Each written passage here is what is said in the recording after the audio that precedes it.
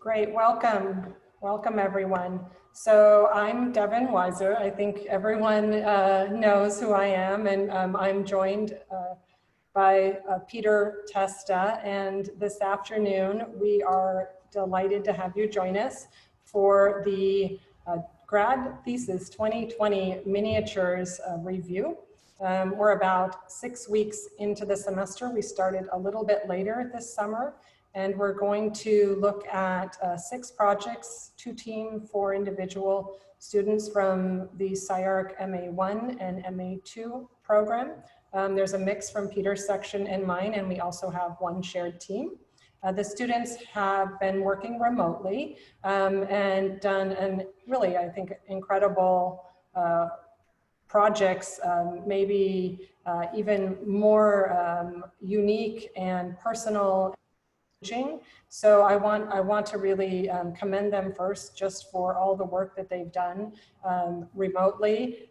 We've shared Zoom and Moreau. It's been a remarkable summer so far. But before we get started with their presentations, I want to just introduce our guests. I think if you haven't caught on by now, they're all SCI-Arc alumni. And so I think this is a wonderful family, it's our community. We have Karime Batliner, who, as Peter mentioned, will join us later, but I want to just go around and maybe introduce each of you, and you could say, if you like, what year you graduated, if you're good doing that, or which program you're from. So Alana Davidson, we have. Hi, Alana. Hi, I graduated last year, so 2019. I'm a youngin. But yeah. Great, thank you. Yeah. We have Claudia Weiner as well. Claudia, you went to a double alum. Yeah. Hi everyone. So I graduated from the MArc2 program in 2017, and then the Design Theory and Pedagogy program in 2018. Great. And Santino Medina, I think, is going to join us later as well. We also have Anthony Mori. Hi, Anthony. It's been a while. How's it going? Yeah, I graduated from the BArc program in 2014, and I teach in the Theory and Pedagogy program at the school as well. Wonderful. And we also have Kaiho Yu, who I'm so delighted to see you, Kaiho. I know it's a little bit late. Kaiho's in Vienna right now, so maybe Kaiho, if you just introduce yourself.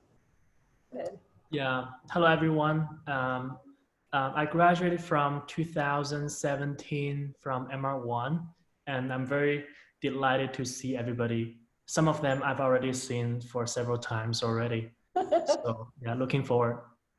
Great.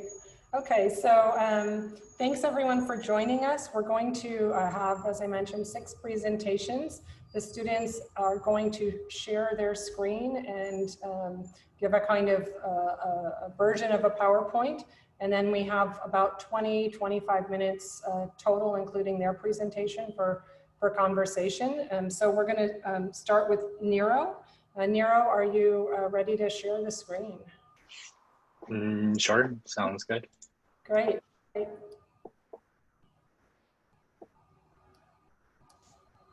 And just let us know if you either can't see the screen or you can't hear anything. I'm also monitoring the chat.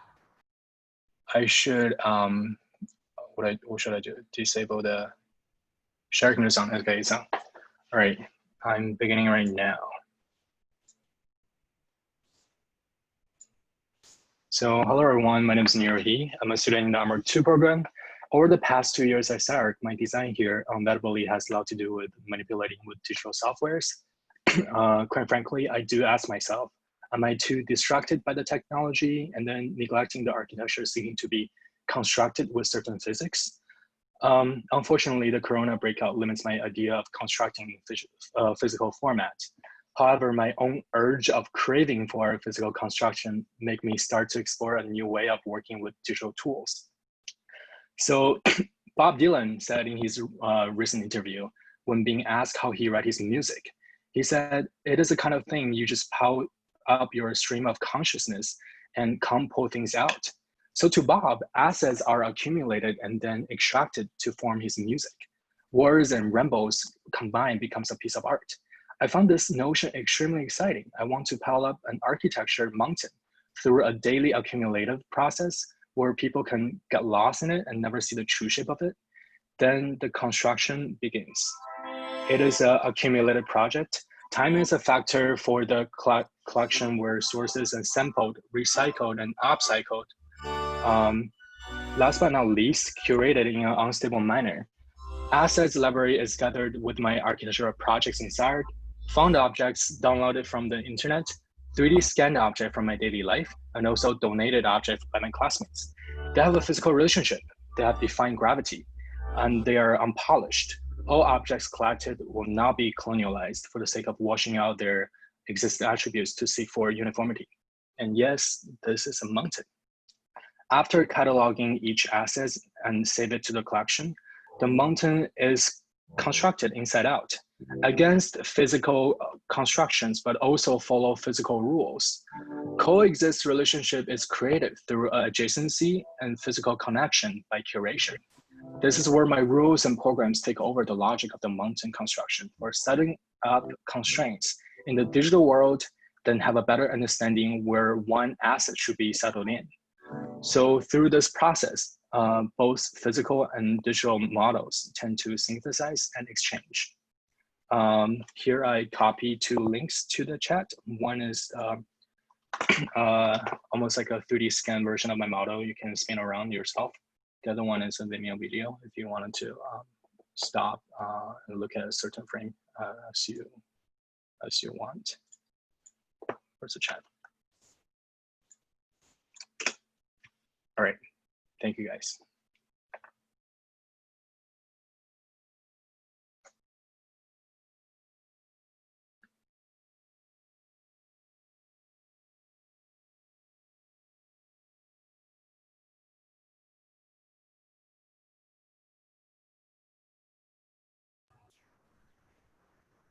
Thank you, Peter. I get real life and I get text and I get chat. I get the full entourage of notifications here. So yes, this is the miniatures review. So I think Nero, what we're looking at from Nero is miniatures proposal, but you know, we can comment on that and also ask questions that go beyond towards the larger thesis and the kind of trajectory towards the final as well.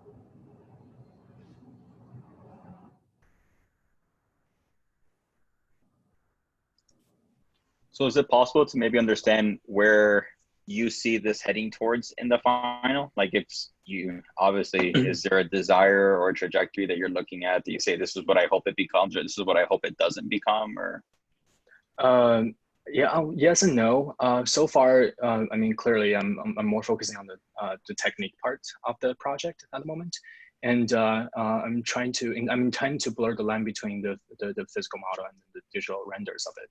And then I think constructing the model in physical world with in digital world with physical constraint is a rule I set it up myself. So I already have a list of restrictions that I have to follow to constructing digital matters. So hopefully in the end, I will create an architecture out of it in sort of form of existing between this physical and digital realm. I'm wondering, so like in your presentation, you said all of this is kind of an accumulation of objects that you find throughout the day. What happens the day after? Does it restart? Does it pile up on top? Because if it restarts, you could almost think of it as every day is kind of like one of these mini projects where the outcome, I don't know, you were talking about how you want it to become something. I think that's the main question that we should try and solve and help you solve today. But I think it would be interesting almost kind of as a larger scale city block project. I don't know, I'm just speaking out for myself here, where every day you create like a new kind of plinth, and whatever that becomes, that's up to you to decide. Yeah, yeah, it's really interesting. We also talk about maybe it's not, I mean, the notion of accumulation doesn't necessarily means that we have to add things on every single day. Taking things off is part of the accumulation as well. So you do a little like tweaks and changes every single day. I will consider that as accumulation. And I do like the bigger block idea. But I'll probably be the one that has the least inclination towards building this into an architecture building out of anyone on the jury. But I also think there's an aspect to it, which is like, you probably know what you're interested in. And I think your project does like a visual browser history. Like when I go onto my computer and I look at what I've been looking at for the last week, I can kind of tell where my mind was at certain points during the week and where I went off the chains and when I got distracted and when I wasn't distracted and when things were really focused.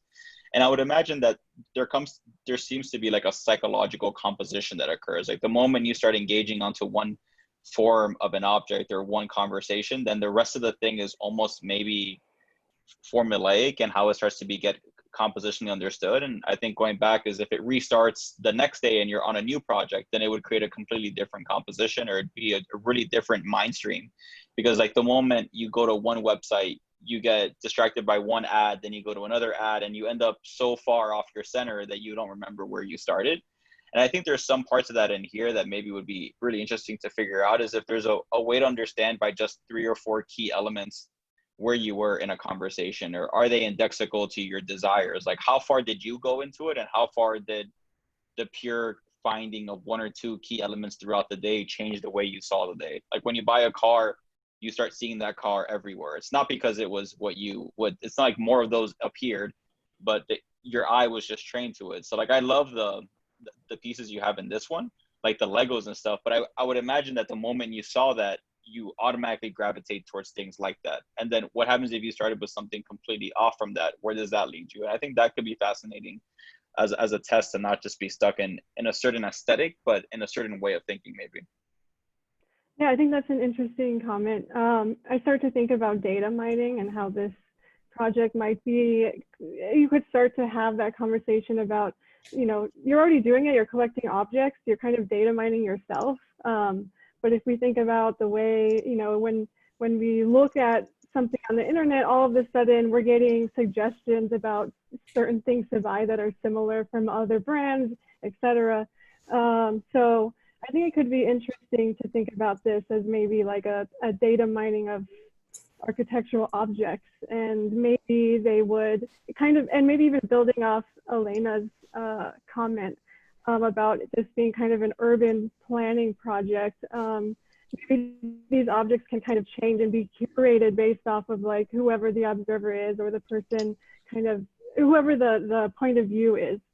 I think that could be an interesting direction. And maybe it isn't about one building, but it's about an accumulation of parts, like you're already kind of doing here. Yeah, I also think maybe instead of looking at the whole, like in terms of data and the whole category of objects, I think another thing merged from your object is the exchange and the synthesis you mentioned about this sort of digital and analog representation.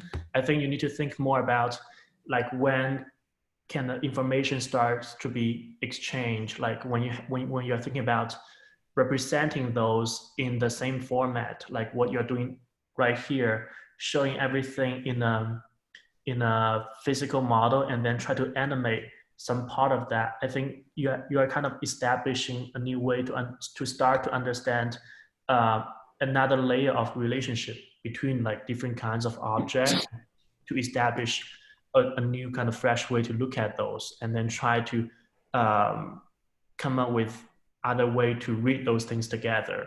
Maybe through like maybe through animation, maybe through extracting the depth, maybe through you know, make things more kind of abstracted. But I think how things start to exchange from one to another would be an interesting discussion in the project. There's also a weirdness to this. I mean, I'm just gonna say it's called miniatures, but we're all digital. So like that means 0 right now to everyone on this phone call. Like there's no difference between having a miniature or scale life thing. It's like the first time it it was a playful way to get ideas out, and now it looks just like a finished project on the screen. You no longer have that scale, and I think that kind of feeds into your project more than it may want to. Is like you have this really strong dialectic between physical, meaning paper thin, and cutting out, versus digital being like manipulation. And I'm not sure that holds up even more now that that's the physical interpretation of physical versus digital. I think they're probably really all digital at this point, and I don't think you have any physicalness except for the miniature part, which would have been the object, which got removed because we no longer are accepting the physical one in our game. So I actually think it's a really fascinating project to play with that idea, like considering where we're at, but it probably causes an immediate re-theorization of what you're doing versus just accepting the kind of baseline that would have been there if you were doing this physically. It probably would have been easier to get away with that if you were sitting in SCI-Arc in the hallways with the miniatures in front of you, where right now we can't really give you that benefit of the doubt anymore because that's kind of changed. That's an interesting point, because I mean, at least from my perspective, I'm not really a fan of constructing stuff in a digital way. And then the only reason why I have to do this is because of the current situation. I have to force myself to do it as I mentioned, respond to my urge of crave of constructing a physical model in sort of manners.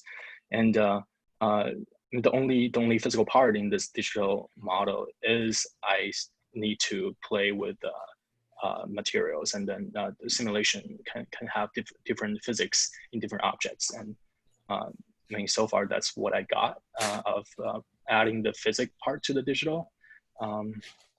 It's beautiful as an outcome. I think as an object of aesthetic quality, it's fascinating. I think like the qualities you're getting between the physics and what paperness starts to feel like, and the physics of paperness and the physics of cartoon and quality and halftones. Like, I think aesthetically it's beautiful. I just don't think you have to backdrive it back to worrying about that it's a digital versus analog conversation. I don't think that really helps you. I think the objects themselves have a fascinating way of kind of blending into each other.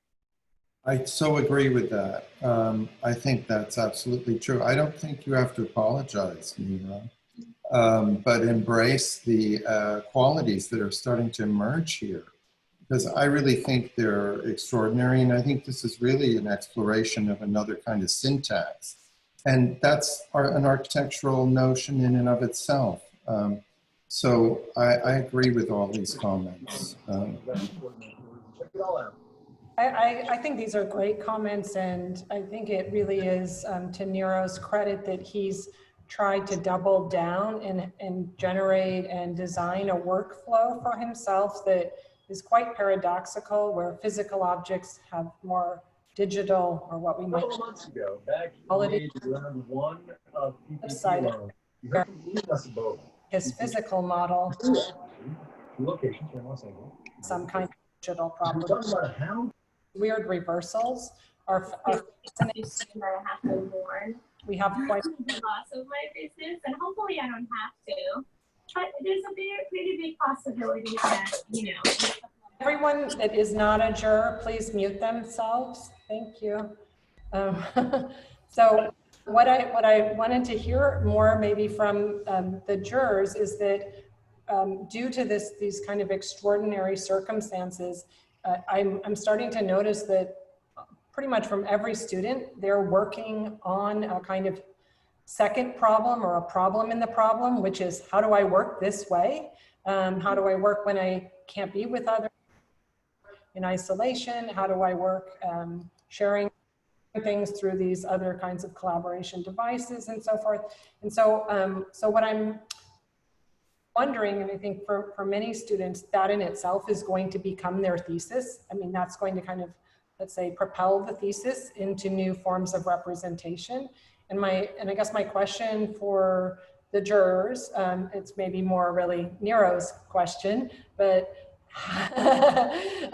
is, do you believe that at this point in time that Nero has to find a kind of way to pivot this towards a project? I think, Alana, you were suggesting maybe an urban scale. Anthony was like, maybe no, let's just see where this goes.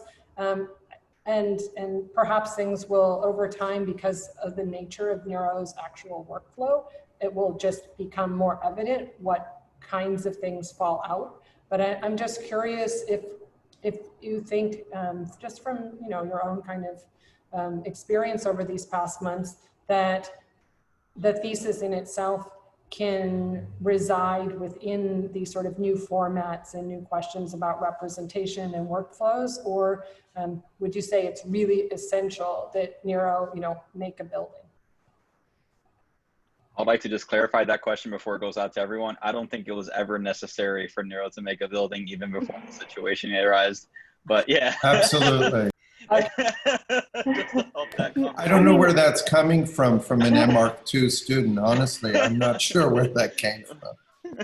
But yeah, I don't think that was ever necessary. And I'm a BArc student, so I'll tell you how far back that goes for me.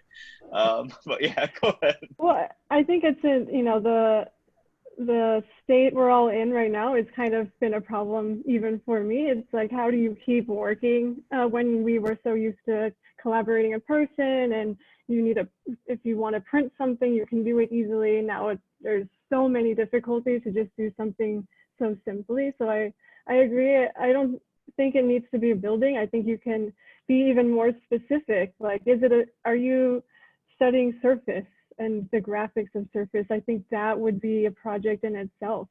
So yeah, I think you just have to let go of maybe what you think your thesis should be and kind of hone in on like, what is the thing driving the project forward? And you've already kind of started to cultivate a technique or a style. So it's just about being specific. I think that's probably going to be the problem with everyone, is just be as specific as you can as to what the thesis is trying to achieve. I think that's a perfect concluding comment for Nero. So really, really wonderful work, Nero. Thank you all for those thoughts and comments. Really, really wonderful way to kickstart the miniatures review. We're going to now shift over to Julia and, Xin and Yuting. And just while they're taking the screen, I wanted to introduce our graduate thesis coordinator, Florencia, is joined us. Hello, Florencia. I'm just visiting. I have to go back to my own review, but I wanted to thank everybody for joining us. So I've been doing early visits. So I see here, hi, Elena. Hi, Claudia, how are you doing? Good, how are you? Thanks for trying to find, yes, thank you guys for, let me see my list. Who am I? So I think they see. Kurima is coming later, I think. Devin, so just to let you know. And then I think I saw Tony and Santino. I'm not sure that I see him. But Tony, I think I'm here. Yeah.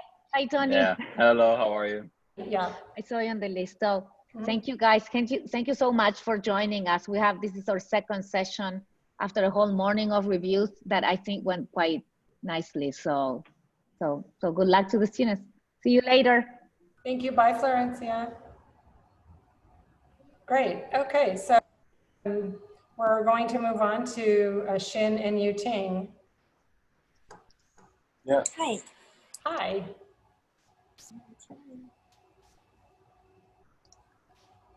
If you guys have a video, can you guys share it into the chat before you talk? Yeah, sure. We'll share it. Okay, cool. Yeah. I watched the last one like 5 times while I was going through. So it was nice.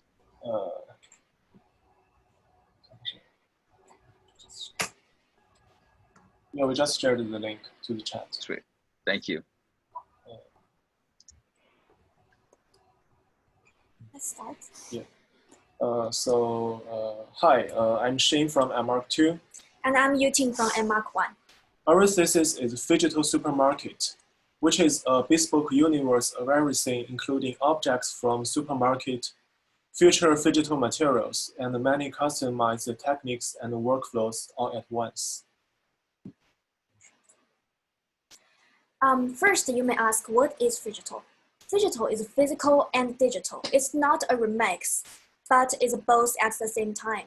It is not only a way of building mixed reality, but also a rich new materialism in the territory of aesthetics. So why is it supermarket? Supermarket is conceptually the container of all the intergradients for our thesis story. Many types of foods, shelf, paths, moments, everyday things we are all familiar with. For miniature, we made a digital shopping cart and a teaser film.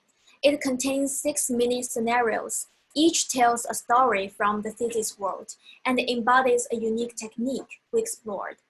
For example, this Lay's chips bag becomes a building. The apple is bitten by blueberries. Okay, let's watch the video and follow the journey of the mini cart. You can join the video here or click the links in the chat.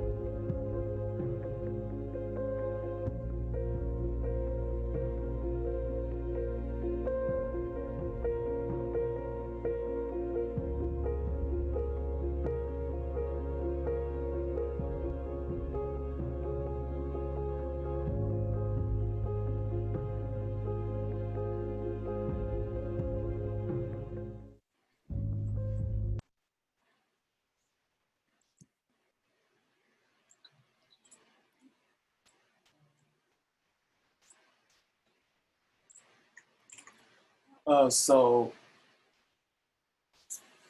a designing thought, Fidgetal promotes non-correlational relationships and brings the idea of the big fat now into architecture in the post-digital era. In the world of Fidgetal supermarket, we flatten the chain of consumption in some interesting ways, flatten the hierarchy of the access to certain goods, flatten the hierarchy between how we make what we make and what we may make. We build the universe of everything. Therefore, in the world of non-human entities, if you understand the positioning about blockchain like this, say, the new designing language comes with that. The non-correlational techniques are also very thoughtful about the way that our specific architectural expertise is becoming part of the larger constellation of things, doing what things do and being allowed to do that. Then we expand outside the supermarket to imagine food for all. Here, food is not literally eatable food, but much larger ecology of thoughts we bring in. Supermarket is part of the blockchain and goes to agriculture, dining, takeout, etc. We use narrative and cinematic techniques to explore architectural experiences outside of a building, while miniature is the interiority.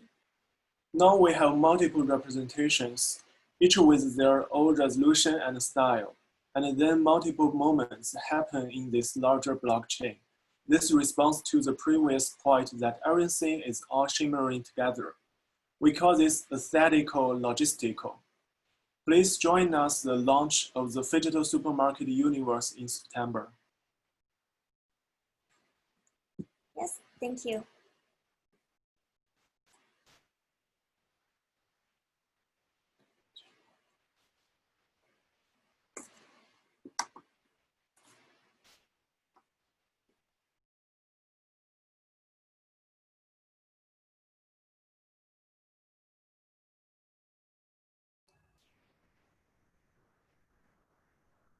Can you guys put that on a loop but without sound? Great, thank you.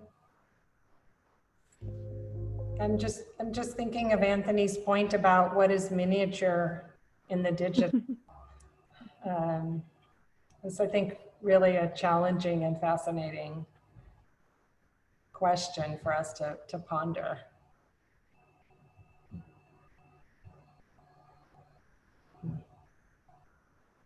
Yeah, there's a weird, as I was looking at it, I was kind of stuck between understanding what I was saying. Like if I was looking at a series of still lifes, which were beautiful, like in a classical sense, using like extreme, like as a supermarket, as an inventory, and it's somewhere between a Magritte, like surrealism, and a Chagall kind of flowers and vases, just kind of like sitting there, which became this beautiful contradiction between the two, which I was super fascinated by that playfulness.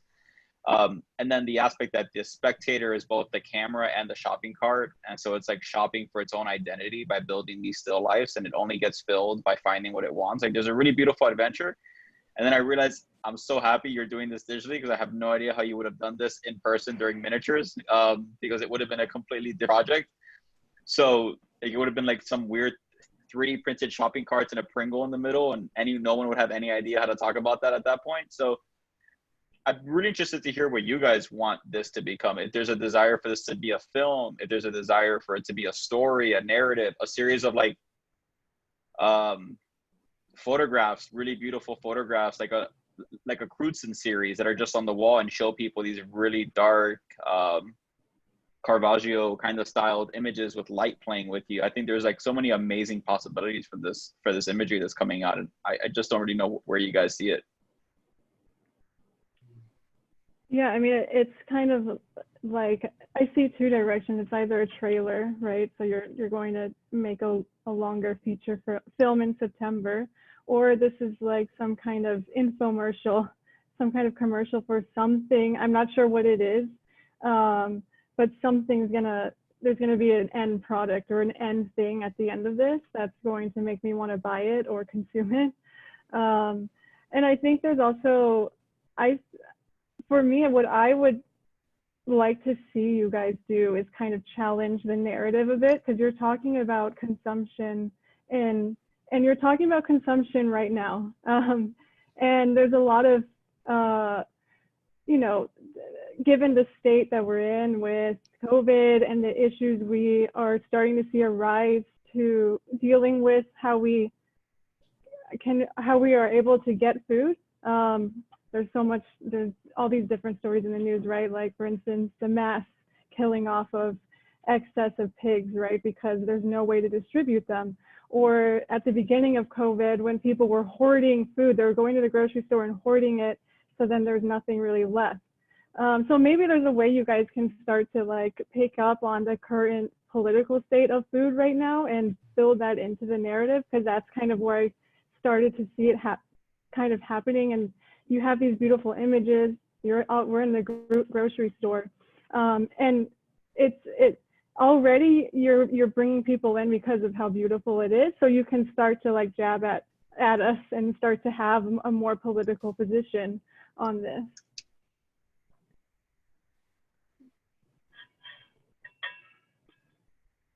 So is this miniature just about like digital shopping cart, and then you're going to develop a digital market for the thesis? Like is this like a trailer, or this is another kind of in another scale?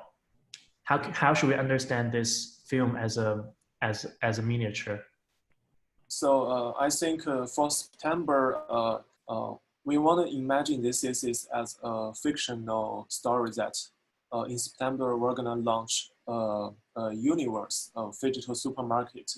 So this supermarket doesn't mean only means the grocery store, but the super plus market containing like everything. So for this miniature film, it's more like a teaser, and it's a miniature in scale and a miniature in concept.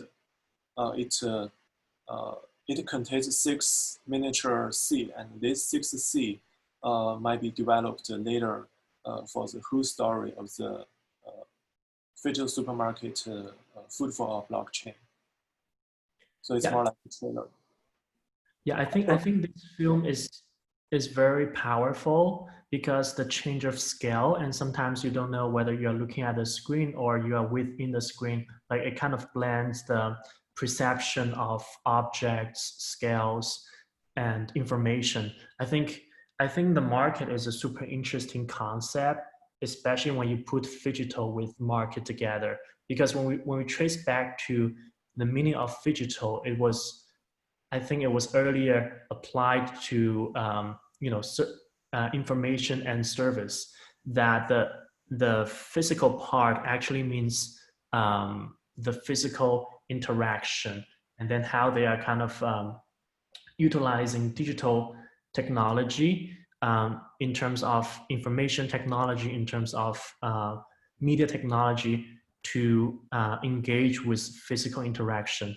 So I think once you apply this into the subject of market, I think that is super amazing. And one thing I'm thinking, since the market is a place with all the exchange happens, like also you mentioned the blockchain, the exchange of food and the exchange of flow, especially like with the Corona time, all the delivery and pickup, they develop like new spatial pattern for the market. I think, have you thought about making your the objects in your scene more dynamic, which means some stuff like your shopping carts, they can be moved, so that functions as a better way to guide the perception of the audience when they look at the film. Yeah, I think for the final project, different scenarios has different main character.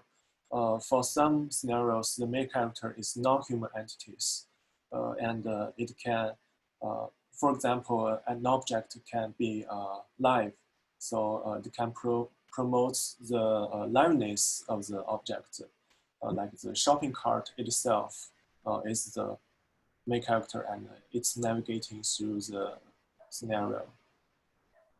I wonder, like, Sorry. I wonder, like, next year, like 2 years from now, when students look back at coronavirus time, they're gonna think like, man, I wish I could have done thesis during coronavirus, because they're just doing like the craziest things. And like, I think if you come out of SCI-Arc specifically as a school and you wonder like, and you didn't take advantage of the opportunity to take this time as a privilege to be able to work on projects like this, it was a complete waste of a thesis period.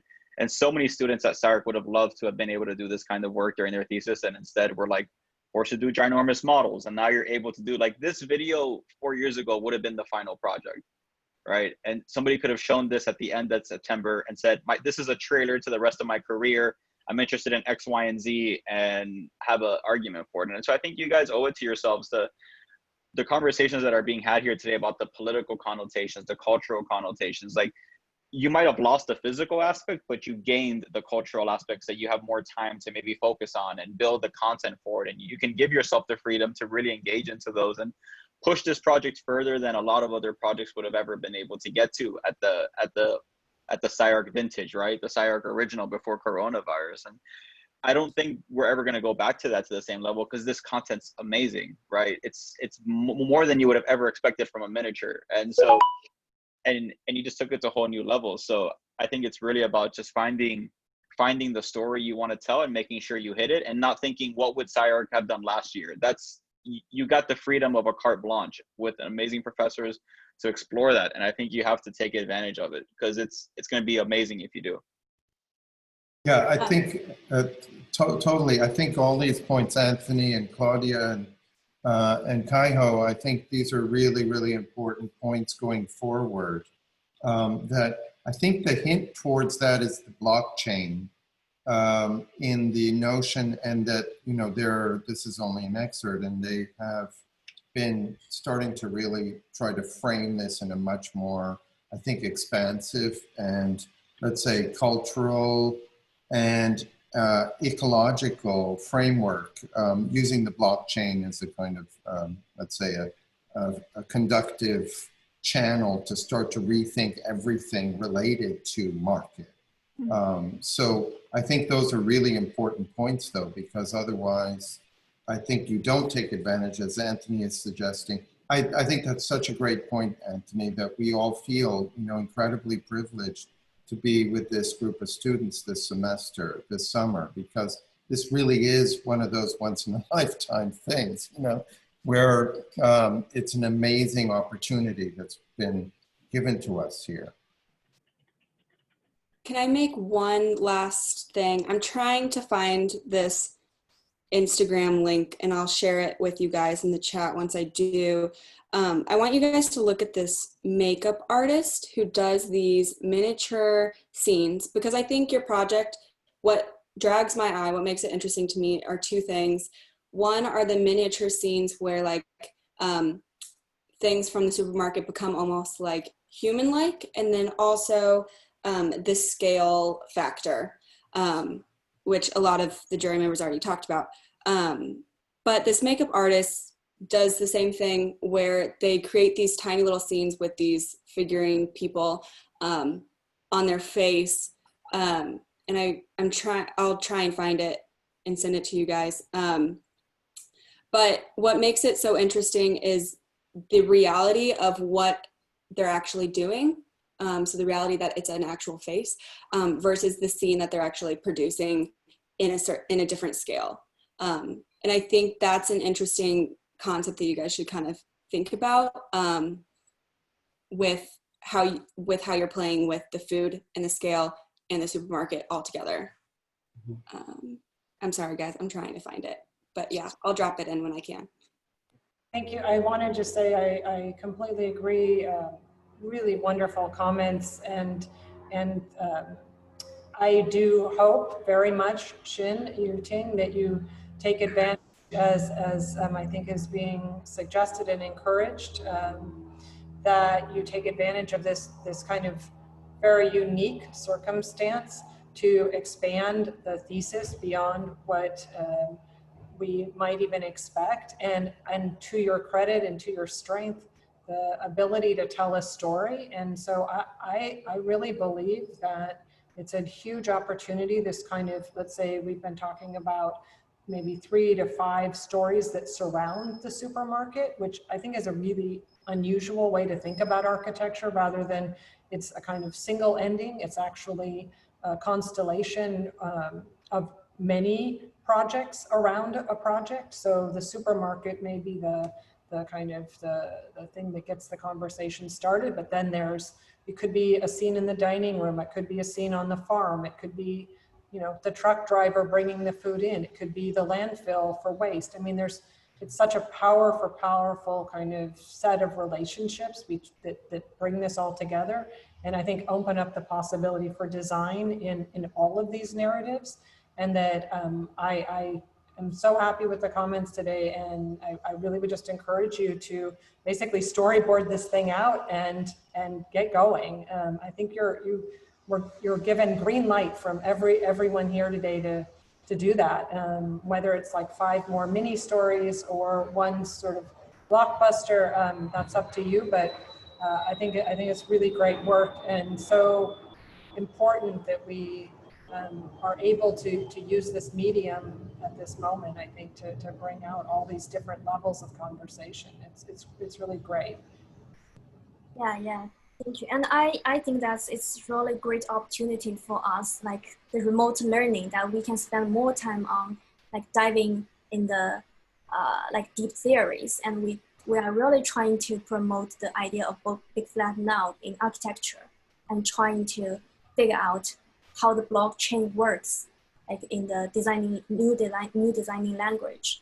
So I think the miniature film is like the first try. We will build like we said, we will build the digital universe of everything. Of everything, yes, in the end. Yeah, we call it world building. Yeah, everything. We're expecting everything in September. Wonderful. Thank you both.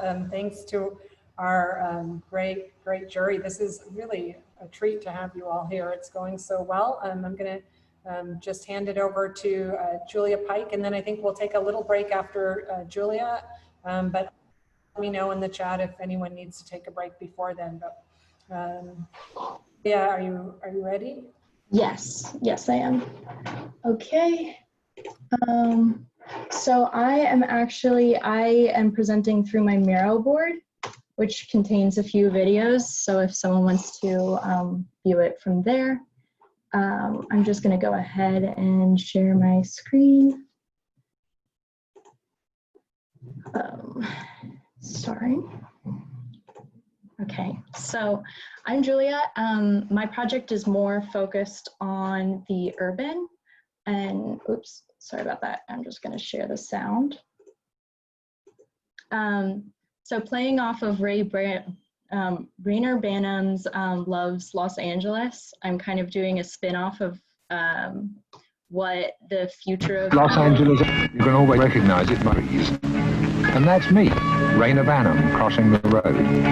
I'm Professor of the History of Architecture at University College London. And you might wonder what I'm doing in Los Angeles, which makes nonsense of history and breaks all the rules. Well, I love the place with a passion that goes beyond sense or reason.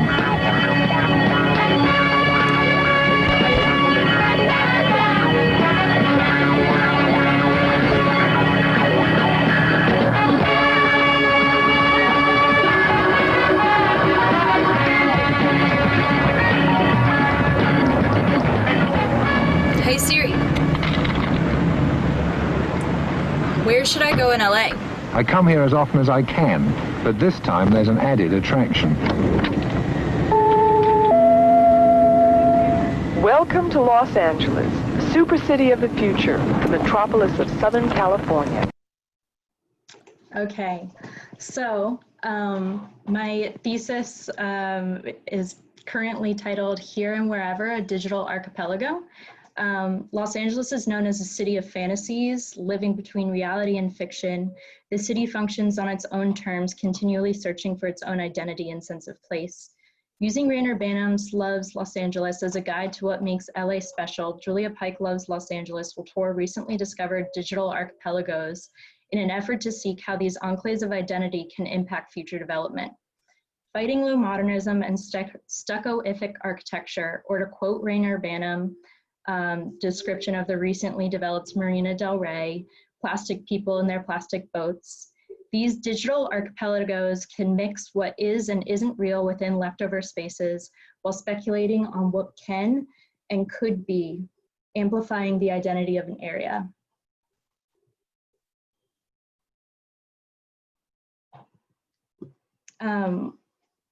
Oops, sorry about that. From architectural details to assemblages, in this new context, they register new information, mobility, flexibility, opportunity, formulating new fragments of the urban fabric. They circulate, replay, reflect circumstances and dynamics of a site, becoming an interface in real time. Similar to how the case study houses were a study of economical, easy-to-build houses, these rediscovered architectural details will examine the city's capability to readapt, reprogramming normal paths of use within a city, identity, and place. So this is me playing with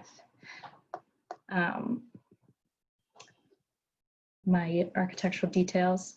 This thesis takes inspiration from the work of Ungers and Rem Koolhaas, The City in the City, Berlin, a Green Archipelago, which examines the city as a collective and studied the enhancement of various architectural enclaves.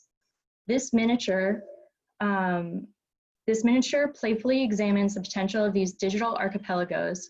In my small representational version of Los Angeles, the digital archipelagos abstracted in whimsical coating of brightly colored powder in a stackable acrylic box.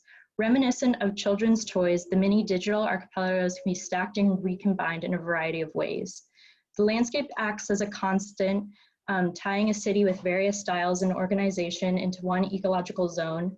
The billboard represents the superficiality of the city, but more importantly, the impermanence of the rapidly adaptive urban fabric. Tom Wolfe was quoted in Rainer Banham's film describing the billboards as electrographic architecture. So this is me playing with just photography and setting up the site. And to end it all off, I think Rainer Banham was quoted at the end of his film saying that the man-made splendor of the smog, to all us lovers of LA, is the greatest exit line that any city could ever have. So this is my first site, and I chose it because it's kind of conditions for the area, and it sort of contains everything that I'm kind of looking for. I believe that these are high-risk areas to people without needs to like healthcare, school, easy access to food, health. These are the affordable housing units in the city, and these are the bike paths. And going back, I actually have my miniature currently set up, and I think I'll just leave it there and let the discussion take place as needed.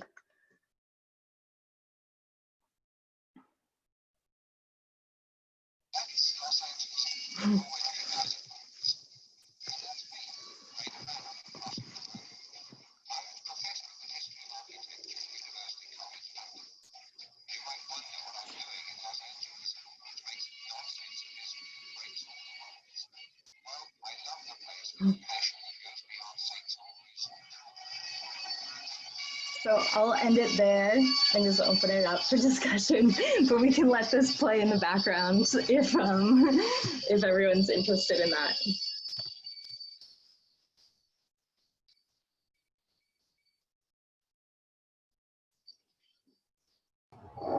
Thanks, Julia. Do you want to just maybe share something from your Moreau board as well? Sure. Cool. Is it not sharing at the moment? Oh, yeah, sorry about that. Very nice, thank you.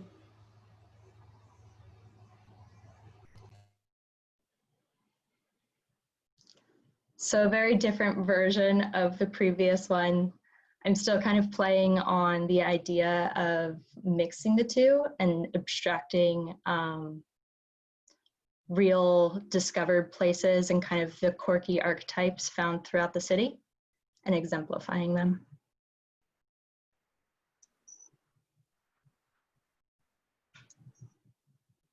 I think you got to go bigger for your final. I was walking down the street and I realized how many of these billboards haven't been replaced over the last 3 months because no one to change them out because no one's driving. So a lot of these things you can see like record releases and things are just still old. I would love to see you just kind of contact these people and say, could I use your space for free? Like, what would I need to get access?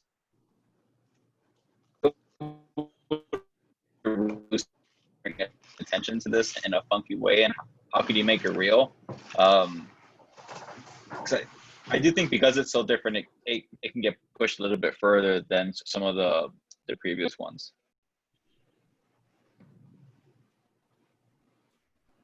Question for you, just so I understand it better. So you were asking Siri kind of where to go within Los Angeles, and that's how you were getting your forms? Yes. Okay. Okay. So it's kind of a combination of where I kind of believe the future of architectural building is heading, that there's a lot that hasn't been utilized to our advantage in a fairly slow-paced process. So I'm kind of just calling attention to that and seeing if we can mix some of these different strategies discovered through different mediums and apply them within the field of architecture. So you will only be using one site for your final? No, this is just the first one. Oh, okay. So I've been kind of testing out various enclaves on this site to see what works, but there'll be more. And the little containers, are those programmed, or it seems like they are containing something, but are they? Yeah. So I'll go back. So each of the little squares kind of contains one architectural detail that's discovered within the area. and then kind of just been remixed together to see if something new can be discovered. I'm kind of trying to call upon a little bit of adaptive reuse with this and see if there's something more that can happen architecturally with some of just the forms that we find every day. I would say from what I'm looking at, I think it's a kind of a very intuitive thesis project so far, and I truly admire that. I think like two moments I like the most is here when you started to contaminate things with each other, and the other thing is your very detailed billboard. I think nowadays when we think about archipelago or islands, I think their individual form is no longer the subject matter. I think when you think about archipelagos, it's not about like how those specific typologies are, because those has already been like discovered and discussed like 20 years ago. I think now, especially in the context of LA, we need to think about how they are being connected and how the information are being exchanged, and also in a contemporary scenario, how we are receiving information through the cloud, through the GPS. I think when you are trying to deploy those things on site, I think the next step is to think about how things are moving between, right? How things are moving between these different parts through what kind of information, like you have the billboards, you have the Jumbotron, you have the navigation on your phone, and then you have the vehicles. I think once you take these into consideration, you start to think about what is the physical contamination you have in here can be translated into your design language. And I think if you can achieve that part, it will be a very these theses then will have a very strong competence. I also think you don't necessarily like need a site. I think when you're talking about your process and how your definition of like architectural reuse, you going to these sites, that's how you're getting the forms, and then you want to reuse them in a different way. I think that whole process of how you're changing what's already given to you, that's a thesis in itself. So I don't necessarily think that you need a site and it needs to be this thing, but. Yeah, that was a debate between us as well, to see if that was necessary. I think you should focus on one of them. I think if you're going to do a site, then it needs to be more of kind of an architectural project. And if you're not doing a site, then you need to hone in on your process, because I don't think you have your process down yet. Okay.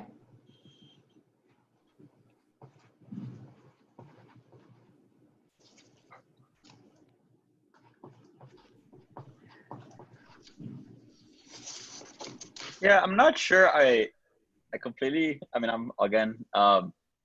I think just having, I think for thesis, when you look at thesis and you look forward, and obviously we just said we're in like the virus time, I think it would be beneficial to like think about what you can get away with now versus what you probably can't get away with in 2 years versus what you can't for sure get away with when you're 10 years down the road and like a different level of professional, and see what you can implement as a project and then document it. Because I kind of love the kind of roughness and appropriation and kind of the stealing aspect of the project, and you're kind of grabbing things. But I think there's things you can do now without even a real site, but just like as a way of putting stuff out into the world and getting the documentation. I think that's what was so powerful about your first slide, was that you had like an image of like Bandon playing his video, and then you in the real world trying to play off that kind of relationship.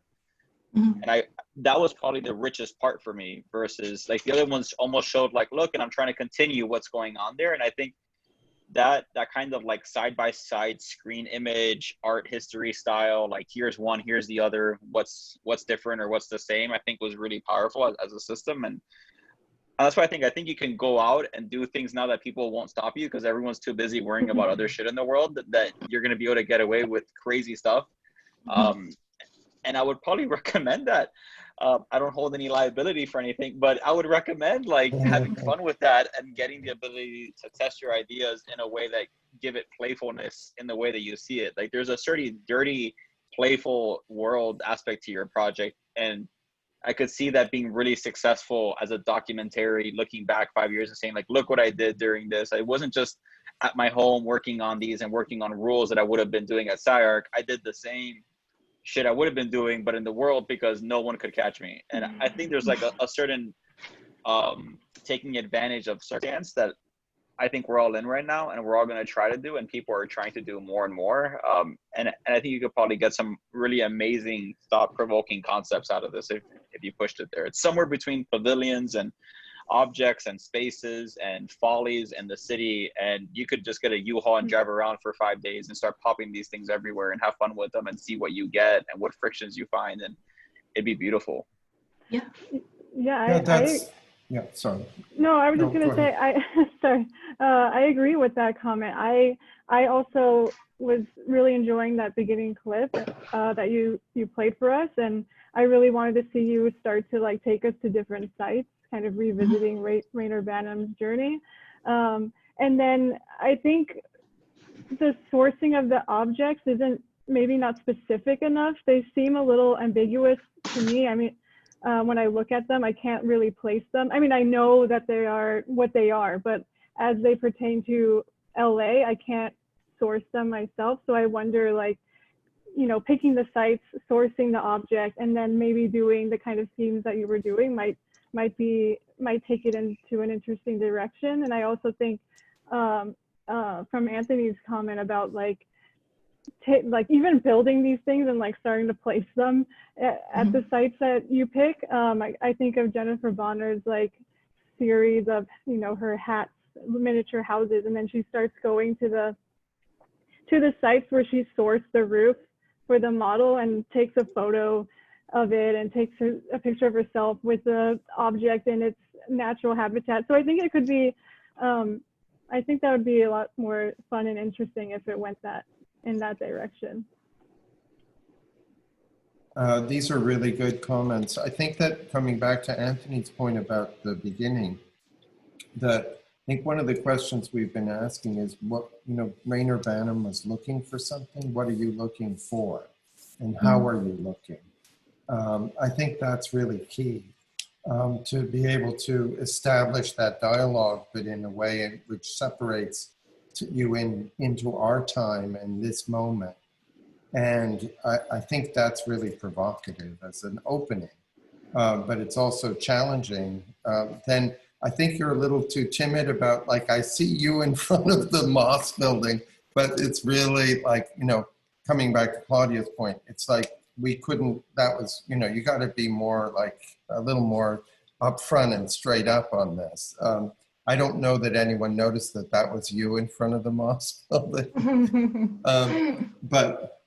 So yeah, I think that that's a really good suggestion about, you know, trying to actually, you know, zoom bomb yourself into these scenes, I think is a really interesting point. I agree. I love the comments, and of course, Julie already knows. I think that the kind of the trailer at the beginning is really playful, and it's so engaging. And maybe to help answer Peter's question about, you know, what are you looking for?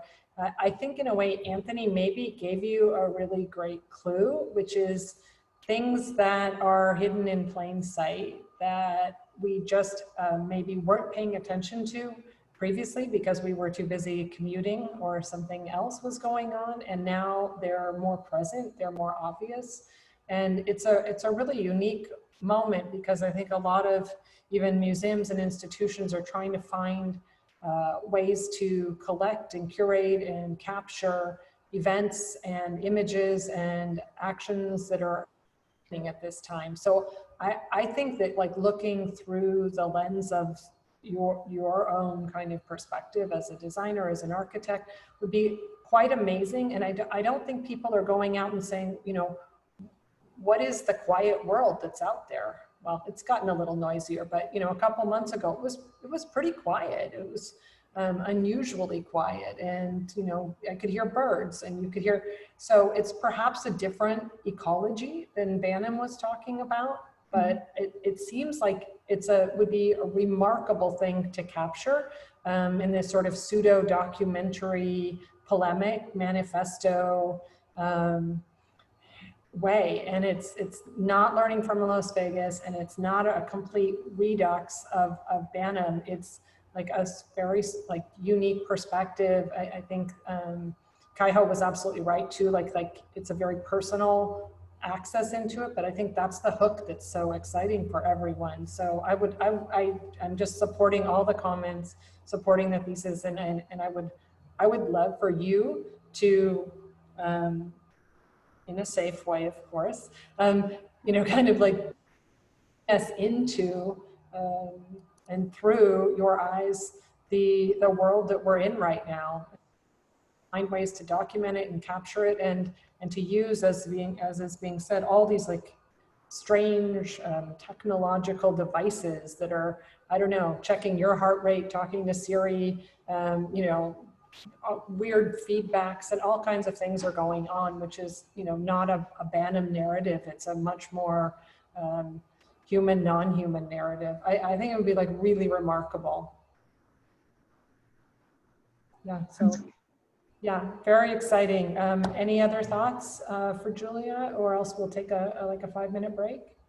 Yeah, I just want to reemphasize Kevin's point. Like, I remember the day after the riots in downtown, I drove through Spring Street and Main Street, and I wished, like, this is the almost perfect kind of project that could have been there to document that moment, because it was so quiet and weirdly aggressive and beautiful and in disjunction. And I noticed Spring Street in a really different way that I would have never noticed it. And the way that the metal was folding because of the aggression on the buildings, the way the bricks were attacked, like the glass broken on the street.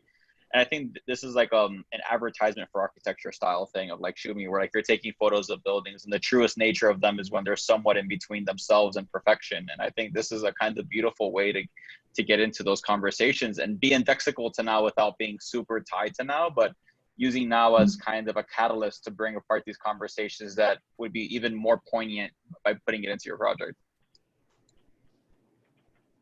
Thank you. Great. Okay, so it's 3:13. Can we come back and get going at 3:20, and we'll start up again with Hao? Perfect. Thanks, everyone. We'll see you in a few minutes. Sounds good. Yeah, go, Julia. Thank you.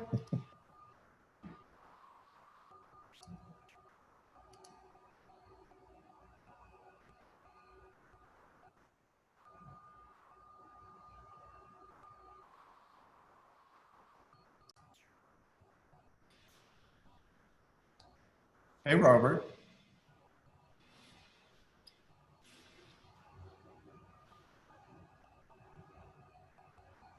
I think we're just going to give it a minute for Anthony, and then we'll get started again. So Hao, do you want to take this screen just to queue up? Okay. Thanks.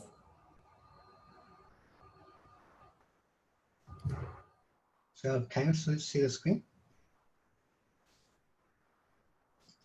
Mm-hmm. Yes. Okay. For a moment, I need to I put the mirror board address first. Thank you.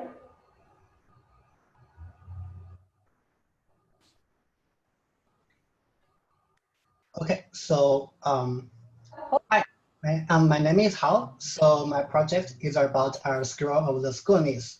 So as you can see, my inspiration comes from the traditional Chinese garden and the landscape painting, which involves overpopulation of the images filled with individual moments with plenty of landscape objects and daily life. Chinese people create multiple scenes about the abundance objects like trees, water pool, rocks, and pavilions carefully to feed their imaginations about the poem, painting, nature, and ideal life. The way we living, working, and see in the garden or painting defines our own understanding of landscape and imagination. Chinese landscape painting put multiple perspective views of daily life into one image, providing choice for viewers to drive their eyes and get information at different space. So On top of that, my thesis is about how to develop the idea of Chinese garden and painting into contemporary pedagogy architecture. We define a school and education for students to explore their own potential to learn, experience, and create in this community. So my project is our idea about the potential of the education. So it has a big site, but not our specific site so far. So my location is the Suzhou city in China, which have a rich history about the traditional Chinese garden and about the contemporary art. So, okay. So in my project, I have 3 steps. The first one is about the miniature, how to define the multiple things about the multiplicity and the density of our school in our garden sense. In this miniature, I play the game of the furniture and the school things in the scale and organizations.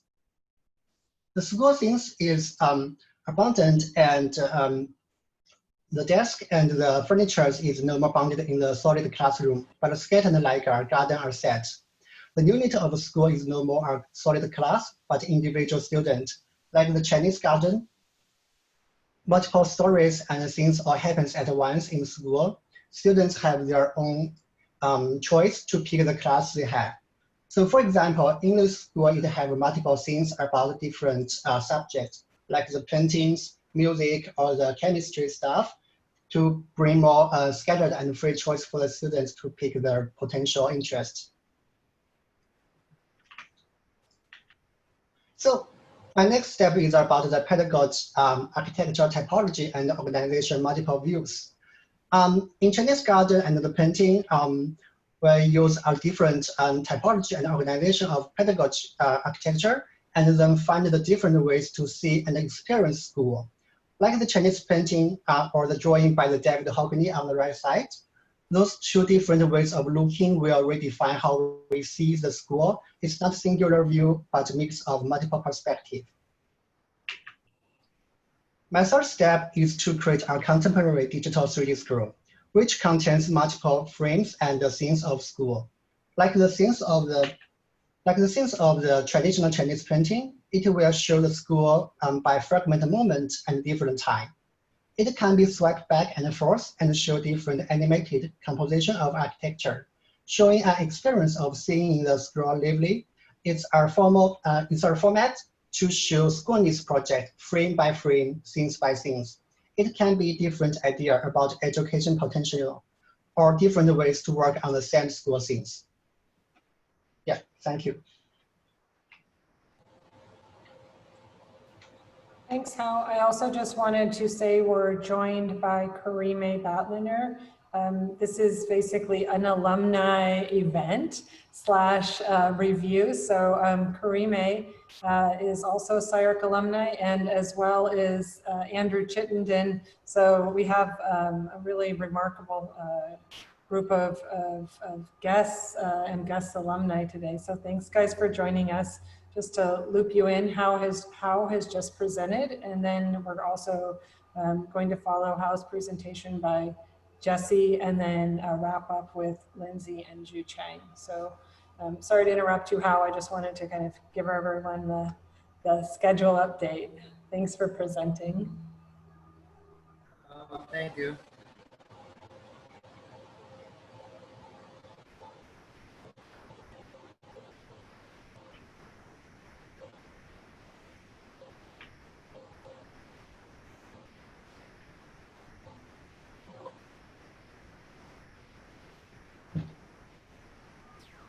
So how, maybe you could, you have a really interesting, right there, yeah, I think you have a really interesting way of working. We've been speaking a lot about these kind of remarkable circumstances that are producing different ways of considering a thesis today. And so perhaps you could just speak a little bit about your workflow, the idea, as you were saying, of kind of frame by frame, scene by scene, or kind of like the multiplicity of scenes in which the composition is taking place. Could you maybe just zoom in and tell us a little bit more about that?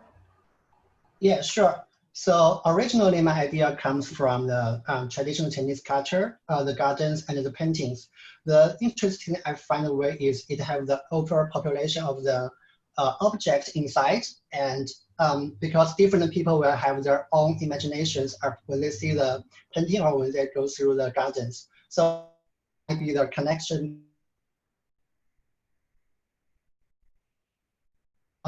Instead of developing a very architectural project, I'm trying to do is to redefine the potential education system, which could put a lot of possibilities into the like this scroll format.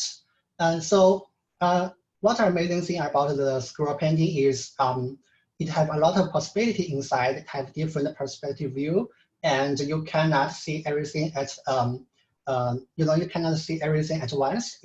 Everything happens at once. So I'm thinking about to create a contemporary format about the digital 3D scroll and create multiple frames. So each frame is a scene or multiple scenes together to show people different potential of the education system. So in this case, like you can see there's combination about in the beginning, the very traditional culture, but next step, when you like you can swipe in the end in September. When you swipe, you will see there's a contemporary idea about how the school things works with garden culture.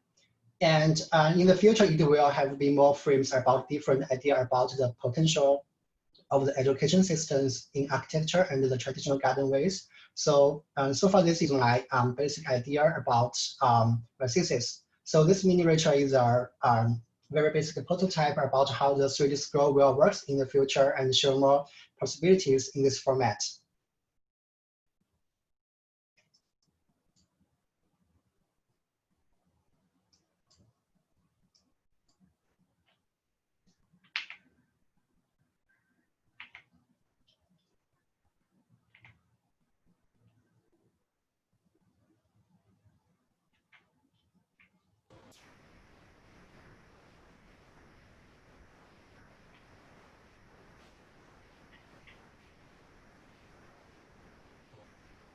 I see you have like a 2D scroll and then you have your 3D objects that are kind of like, you kind of made a story with them. Have you ever thought of kind of almost combining them in a way where the 3D are at a certain perspective and it's not just modeled correctly as you would see it? So in flat view, it would look fine. But then if you're at any other perspective, you would see that it's warped. Yeah, I think this might be a very interesting point of view, like because the key idea is how to define your seeing and build a connection between the format and the education. So yeah, maybe can think about more ways to show the three-dimensional or two-dimensional stuff together. Yeah.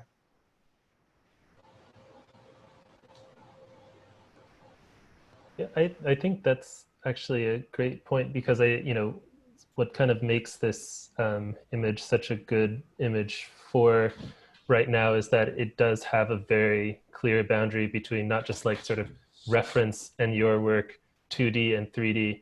And I think a lot of the work going forward is going to be about, if you're talking about having multiple frames, multiple iterations that keep on kind of reinterpreting items, the ways to kind of make those distinctions less and less clear, whether it's simply, like the 3D representation, as Leno's saying, or even just the way these objects like repeat and appear in multiple scenes or don't appear in multiple scenes.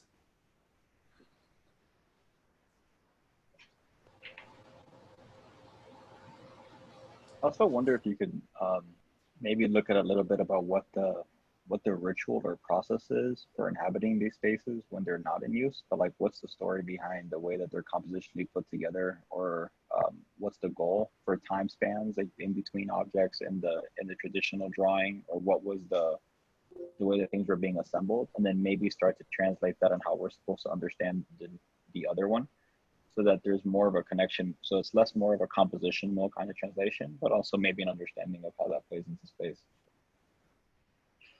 Okay, so in the beginning, I want to search what is a new possibility for the education. So instead of just staying in the classroom and doing a lot of practice, I think there might be a good way, like about the way you see and your experience in the architecture space to make the way we how different we see the stuff will influence how we're learning the stuff in the school. So that's the beginning idea of that. And because of the Chinese painting, will always create multiple perspective views about the architecture, and we'll combine them into one frame. So I'm trying to build a connection between the seeing abstraction into the architectural world and find a new way about seeing to redefine like how the students could work in this space. So my first test is about play with the furniture and the about the frame. Okay, okay, but maybe go back to, so between here and the next slide. Yep. I think if I look at this slide, I like it, but if you go to the next one where you just had the drawings, the etchings, the actual, yeah, no, back or the other direction, sorry. I don't know which direction this is. This one? The one that, no, before this. So like here, if you look at this one, there's like, oh, no, the other one with the drawings. This is fun now. This is the hard part about digital reviews. Okay, I give up. Okay, it's the one with the prints and the actual drawings of the temples and the buildings. Like there's a roll to the trees. Yeah, the scrolls. Can you go back to the? Nope, we're never gonna get there. Go back. Okay, just stay there. Don't touch anything. Okay, like there's a roll to the trees in this picture. Like they're meant to give space, to build, to change your perspective, to block things, to not block things. Like it's almost a palette cleanser, and it leaves mystery behind certain objects. But there's a role to certain elements in here that allow you to reframe or change frame or the way that things are created, so that you understand, much like you would look at art in a museum and the space in between the paintings, the white space is just as important as the objects themselves. And so when I look at this, I see a story that is broken up by chapters, by nature, and silhouettes and vignettes that are being produced to build that story over time. And so I'm forced to look behind the tree. And when I think about what's behind it, just as much as I think about what's visible. And when I go to your concoction of, and that's probably how you give the person time to understand that narrative. But when you go to your composition, there's no way for people to, which is fine. I just think you have to say that that's your goal or that's not your goal, but there's no blank space. Everything is an active participant on an equal level. So it's a very intense like compositional strategy that you're chasing that I'm not sure is equivalent to what's going on in those prints. So I would recommend stating that you're chasing that, you're not chasing that. But the only datum you have is the table. And I'm not sure the table plays the role that you want to have in comparison to the other ones. Okay, I think one point about the role behind the garden is like people want to put different objects naturally, but in the exact space to create a lot of frame about the scene. So no matter where you go or you sit, you will find a view or scene to see an exact frame about the nature or about the imagination about the poem or painting. So that's the basic rule about the traditional Chinese garden. So on basis of that, so that's why I think what I'm thinking about our contemporary way is to build different multiple scenes about education space and put them together as a new format of the scroll scene. That's the basic idea. What do you want to convey in these educational scenes that you're portraying? Like, what's the message?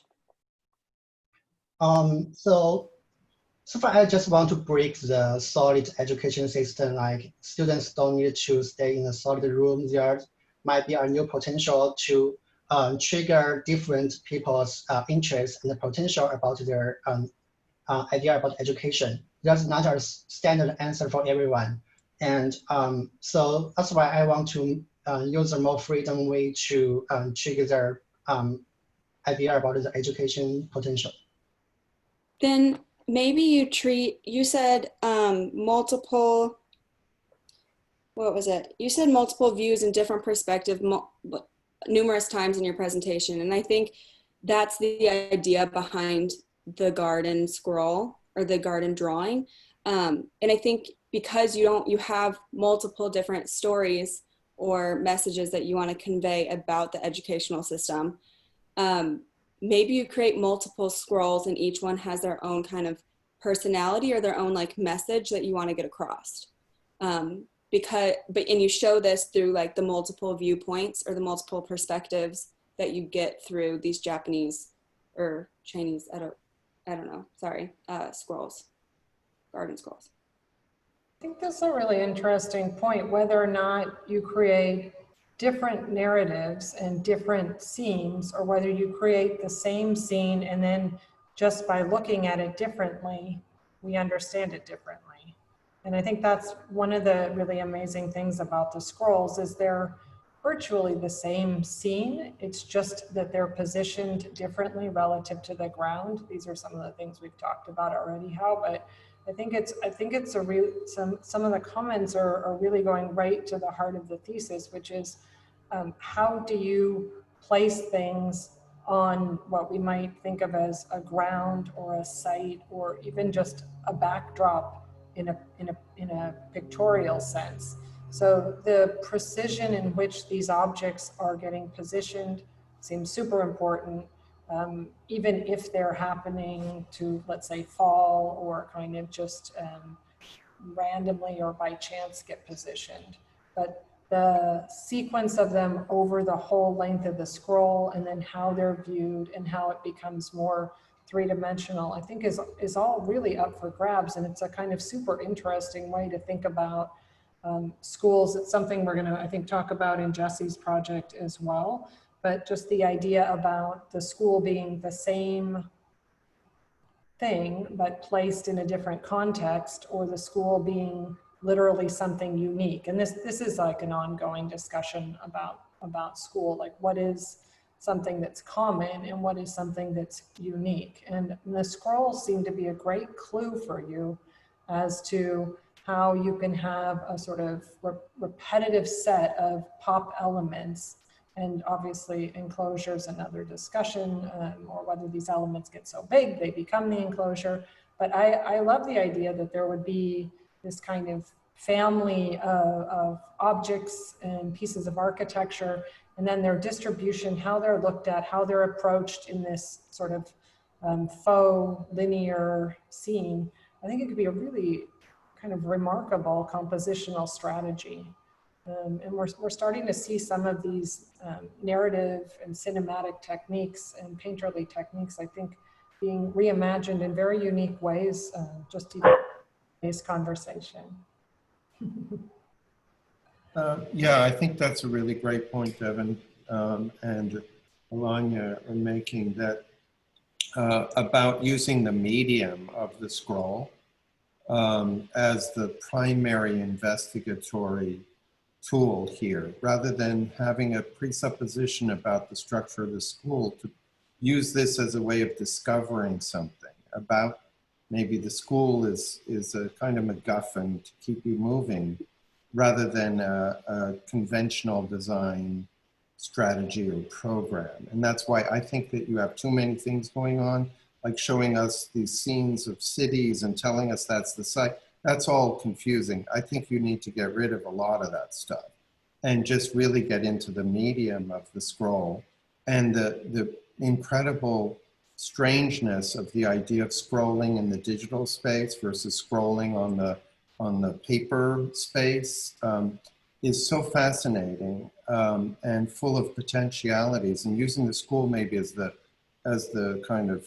storyline, but I think not being so overt about it, both about the school and also about the traditional garden, because I think those things are blocking potential discoveries here. Yeah, I really like this miniature setup. I think even you just show this slide, we'll get all the ideas completely. But I'm really glad to see how this kind of workflow you developed can become much more instrumentalized into your design process. And that's the whole thing that links up the way how the Chinese landscape perceive from the views into a new way for us to reconfigure the architectural space. I think it has so much potential. Perfectly stated, Kaiho. Thank you. I hope, Hao, that you can just restate in summary Kaiho's point, because I think that he's absolutely right. No, I think it's all here. I think it's more a question, like Kaiho's saying, of focus and editing and being specific, which I think has been brought up a few times as being the big thesis challenge. And I guess these recent thesis producers are very aware of that, of the need to get focused. So I think it's fascinating, and I think it's really a kind of super interesting project. Great, thank you, Hao. Thank you, everyone. We're going to now switch over to Steve. Thanks, Hao. Thank you. Hi, I'm Jesse. I'm just going to do a little screen share. Hopefully it's not too too crazy. I'm just going to go through a few slides. The stuff that I'm saying is going to be down here at the bottom in case of the audio cutting out or being low quality. I've been investing myself in an alternative thesis model. The pedagogical thesis allows me to structure my research around 3 definitions of pedagogy as the scientific study of learning, teaching, and the production of knowledge and architecture. With the 3 entwined definitions of pedagogy, I add in a question raised by our current time. Could architecture be a form of therapy? By threading these 2 together, I get a new definition of what pedagogy means here. Architecture that could begin to take its turn to work on us. To prepare for the miniature, I was researching attempts by architecture to be therapeutic. Here in the early modern moments with the sanatorium movement, beginning with the Davos Sanatorium in 1920, Zonnestrahl by Duiker and Bivoet in 1926, Tenoitro's Lovell Health House, which I live below, and Alto's Pameo Sanatorium. Another more precisely relevant movement to my pedagogical project was the open air school movement of the same radical era. These projects inverted the school plan to create outdoor spaces used in the everyday ritual of the classroom. The thought was that disease could be avoided if one were released from the inside to become outside. This movement entwined 3 primary concerns: architecture, education, and public health. These nervous preoccupations are familiar to any of us today. I diagrammed the relative priority of each subject to each possible project to better understand how we might craft interdisciplinary architecture projects. The diagram produces different projects for us to work on and with. One could begin to form an ideology around how one self-educates in the lockdown world by examining their relationship to objects through ritual, and thus exercising one's practice of architecture. Here, I could disentangle 3 strategic threads for the design of the miniature model: open the school walls, smell the school air, and configure the architecture school. Here's my concept: a reconfigurable kit of modules that could serve as an oil diffuser. An aromatherapeutic architecture for today's novel atmosphere. Open air architecture. By going from architecture, in this case, I use the Black Mountain College Studies building, to product, the miniature inverts the commercial product to architecture development cycle, where one tries to convert architecture into products for sale. Here, the diffuser takes a repeatable module and allows it to extend out beyond the existing corridor typology of the studies building. I like the aromatherapy diffuser as an analogy for architecture because it reveals architecture's volatility. It reveals architecture's ability to diffuse into the air around us and reveal the conditions of our environment to our bodies. For me, the circulation kit is a pedagogical tool. It's a prop for someone other than me to intuit what it is that I'm trying to study and research. By designing for air, we may radically re-inhabit our bodies spatially and open up new freedoms for architecture and the architectural subject. Thank you.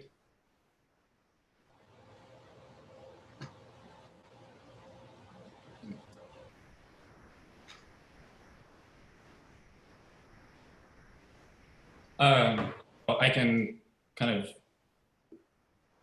I think I'm going to leave the screen share on just to field, facilitate however we want to talk. I also just want to welcome Eric Ganu. Thanks, Jesse. And Eric's one of our HT advisors. So thanks for joining. Maybe I could say a word to start us off. There's a chapter of a book that's been in my mind lately because a couple of things have kind of reminded me of it, and it's a guy who used to teach at SCI-Arc and then at Columbia for a while, Kazis Varnelis, in a project he did on the theoretical the history of the theories that were deployed by the Muzak Corporation in Seattle.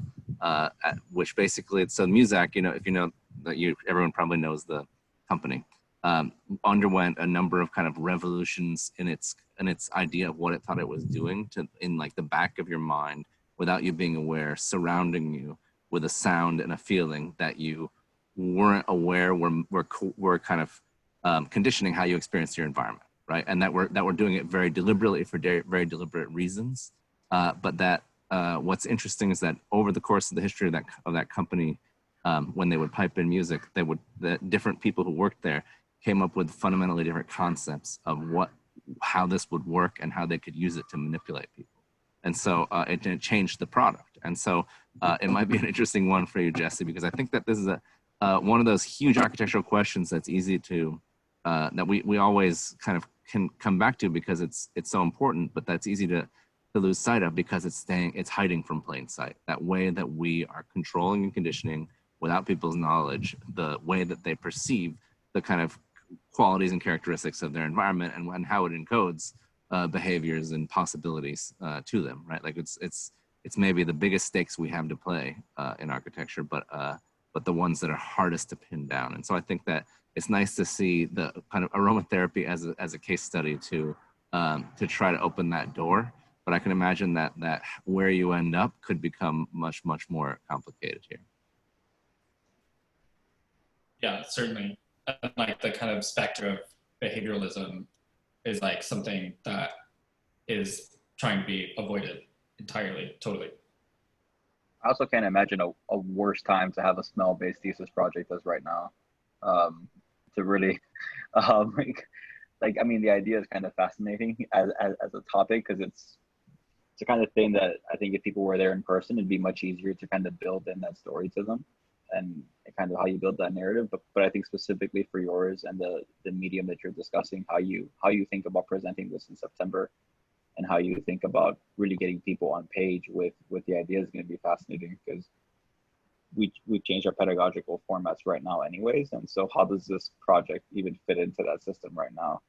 Where being outside isn't the way to stay away from viruses like we started off. It's actually not the way you're supposed to stay inside. And so a lot of the initial comments you had are kind of being inversely held to truth right now and kind of being challenged.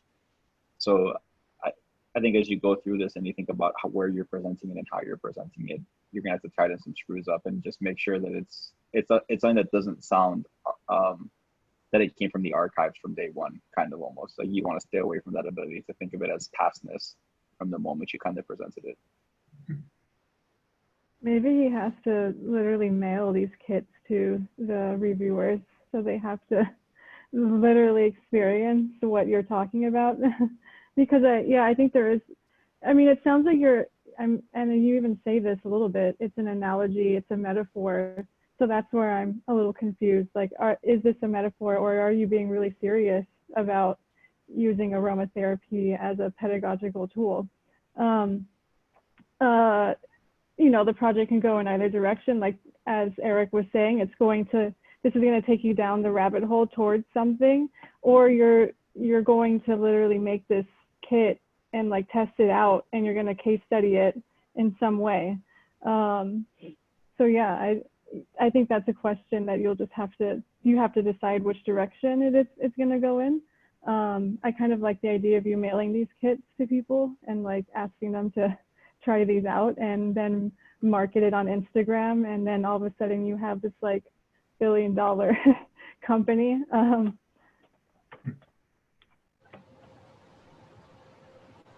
Yeah, I have like a hidden 13th slide. Since you asked, the pedagogical project is divided up into 7 two-week design sprints using exercises I pre-wrote for myself during thesis prep. This attempt to self-educate in the quarantine era asks us to define and evaluate our investments into the interfaces of the digital. So like, it is very much an analogy and very much kind of one socket of a much larger sort of like board that's going on. So yeah, like the aim is to try to inflect the conversation to be about architecture, and so like Tony with like the idea of like outside is not where we need to be. Well, outside is the only space that's possible to be with other people, with social distancing, of course, but that it's the circulation, it's the sort of confinement of recirculated air that would cause the sort of potential for the kind of volatility that we're talking about. So like the historical projects are like, I think I'm using them because there's still massive potential to be learned from them. And that there could be, I think, like huge losses to sort of totally wipe them out and to totally wipe out the kind of really radical early modern moment. I mean, I don't know how useful this is, but it's funny to think about smell these days because I'm about to reveal too much about myself, but I still, every time I switch on this computer, I still like put a little bit deodorant, like a little bit of perfume on, and I go on, and I don't know why I do it because I'm the only person who smells it. But now that you just said being outside and you can only be like with social distancing from another, it actually takes another interesting twist because even if we were next to each other, technically you were not supposed to smell me because I was way too close. Yes, being able to be too close, totally. So I don't know where that takes you to think about it, but it might be kind of an interesting way of, I don't know, tracking or seeing the way how people can move by having this individual kind of neurons to itself. And as long as you stay in a neutral space, you're good. And when you start smelling things, it's probably not good, even though it's a good smell. Yeah, absolutely. And I think that's, like by using the kind of oil diffusion, like just to go back to sort of what Claudia was talking about, like there is a kind of like molecular function to that where like the sort of molecules, the very size of them that can become volatile in the air are like much smaller than a sort of like viral object, so there's also these kinds of things that would sort of help you diagnose when you need to move or like when you need to kind of like spread out or when you need to go outside. So I think that like the kind of like thought of architecture as operating at a molecular scale, I think would also be something important for us to use today. Well, not to hammer this home too much, but it turns out that smell is a more powerful diagnostic than temperature relative to COVID. I also think something interesting about aromatherapy or smell in general, what you could think about to go along with your metaphor is, what is the smell masking? What is, so like, what is it what is it hiding? What is it masking up? I think that would be something fun to explore. Sure. The more I hear people talking, I'm still not 100% on this one. Like I really understand how to get this going for you. but the more I hear it, I think the more you have to curate this with your jury early on. Like I really do think exactly how Claudia was saying, it's more and more pertinent that sending something to them or having sub-provocation that they're able to participate in. This seems like an extremely important participatory project. Like I could just imagine going from like the previous ones that we saw, like the video of miniatures and then this one smells. Like it's a really weird jump, right, for juries to take that mentality. And you also sound like a mad scientist as you describe it. Like you can tell you're like super passionate about this and you like gonna like throw some crazy thing up. So I think you really need to curate how people are gonna engage in this. And if you send a preset of different smells, I mean, and you show people and you prove your concept, I don't think you're gonna get it from reading. Like if your project is about smells, then your proof of concept almost has to be within the medium that you're talking. Like in buildings, we look at what they look like, we can judge their aesthetics. You can't tell me that you can judge my smells by telling me or showing me molecules or charts or diagrams. It's just not gonna have the same impact. So I think taking some moments like how Karime said and saying like you put on cologne for yourself, I think those are perfect avenues that you need people to take on. Like you need to get them personal because it is outside of the norm. Yeah, it has to be like Jesse, aren't we a little bit getting off topic with this miniatures relative to the overall thesis? Could you bring us back on target with the overall thesis?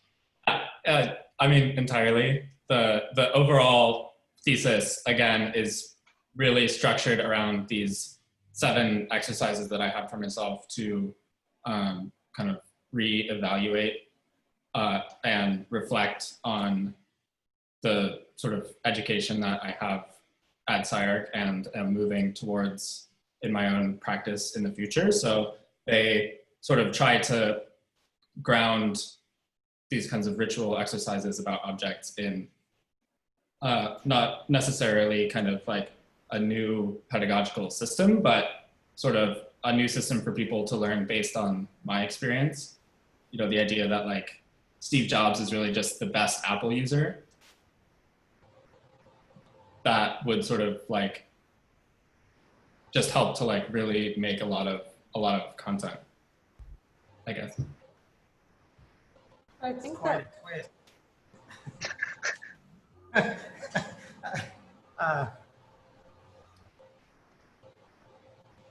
Well, maybe you can tell us a little bit about these exercises to get us back on track, because then we can maybe say something useful moving forward.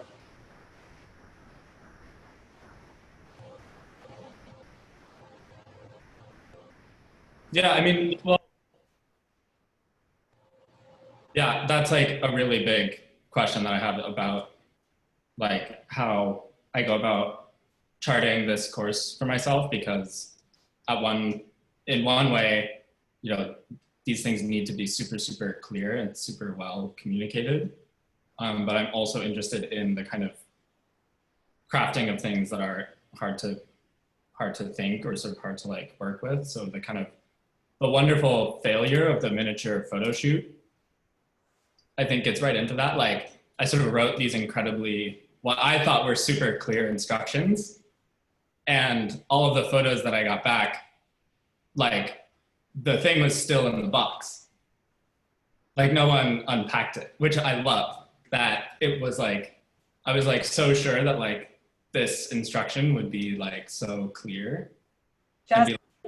I thought when the photos came back and I saw that they had not unpacked or followed the instruction, I thought you were going to do a complete 180 and represent this today. Not what we had practiced, but completely about the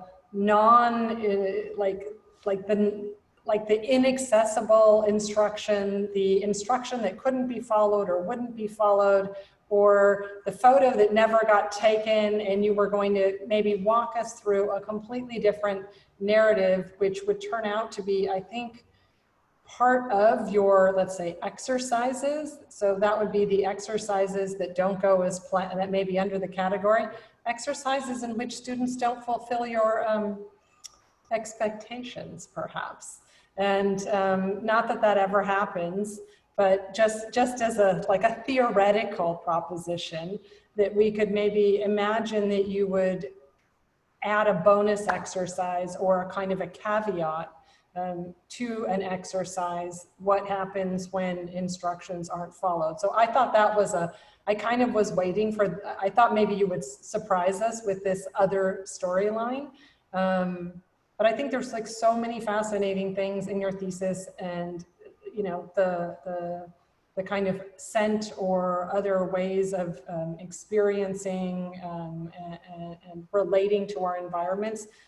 That's a really huge and important, and I think relevant topic. So smell, sight, sound. I just added the better link to you. So like the headphones or the earpods are now from Apple going to have all these like weird special augmenting devices. So they'll know where you're moving, and like if you move your head in a certain way, the sound will adjust. So there's all that side to the technology. And then there's, I think, where the heart of your thesis is, which is really going to still, in my mind, be the part that how you present this to the jury so that they can embrace the kind of the double thesis that you have, which is I'm speaking as if I were you. I've made a set of exercises that reflect on my own role as a student, and through the authoring of these exercises become both a kind of reflecting on and also projecting into my possible future as some form of teaching or pedagogy. And on top of it, what is in this small box that is portending to be something that I would get at a spa is actually a school in which these possible future assignments would take place, and the doubling and the kind of nesting of pedagogy inside the environment in which the pedagogy happens. I'm still like super into that, like the crux of the thesis, right at that moment in which the pedagogy and the environment like try to either not fit like what your position is on that, I think would be really amazing to hear. And I know we've already had fantastic discussions about that, but I mean, this is where, I mean, you have already two people from the pedagogy side of things, like just waiting to have this conversation with you. So perhaps, you know, it is the way to present it that needs some clarification, because I think it's such a dense and layered thesis, and how to unpack it, you'll obviously have more time for midterm and for final, but I think like just the sort of the nested layers of the thesis is really what I would personally, I would love to hear you kind of, you know, like reveal that, peel the onion as if it were, so that we understood. And I think this is coming out from everyone's thesis today, that there's like 5 theses sort of tangled together, how we work under the situation, what you're reflecting on, what you're projecting towards in your future, the nature of the project itself, the workflow. I mean, I think like we're having like these amazing conversations, because you and your classmates are just putting together a super rich kind of mixture that we haven't really been talking about previously. So I think it probably requires a little bit of a different language or a little different sort of rollout. And obviously this format's challenging. It's not the table of contents that was, I know, planned months ago, where this would all be in a kind of available to everyone. And now it's in a more linear way, but I mean, it's such a great thesis. And I just really want, I want it to connect with our guests. I would also take a look at, I mean, there's a program in your school called Theory and Pedagogy, and they're in the EDGE program. So it wouldn't hurt you to like start reaching out to people that have gone through that program as students and see like how because all of them have been forced to produce a pedagogical framework for their future endeavors and think about how to disseminate it. And looking at your project, I've seen, I can tell you there's probably 3 people that are in there right now that had very similar questions about senses and sensorials and making experiments and making kits. Like each part of your thesis is probably one person in that program. So that shows you, one, you have a ton of stuff on your plate that you're probably not going to be able to figure out in the time frame you have, so you have to figure it out.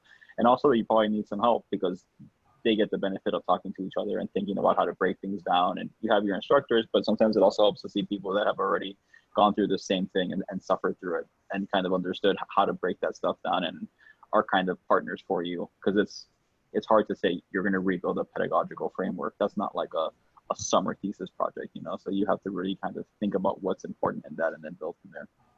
Yeah, totally. And my design, the pedagogy design lab class that I was able to take because they opened it up, like my 3 hours that I get with them every week is like total, just like learning time. It's an incredible thing to be able to sort of have those conversations and like, you know, have Matt Shaw, who's an incredible instructor, and be able to sort of take his exercises and think through them and sort of be able to also kind of feed my own work through there. It's a really great opportunity, totally. Great. All right. Thank you, Jesse. Thanks everyone for the comments. We're now just going to switch over to our final presentation with Lindsay and Ju Cheng. Hi. Hi. We are going to share the screen.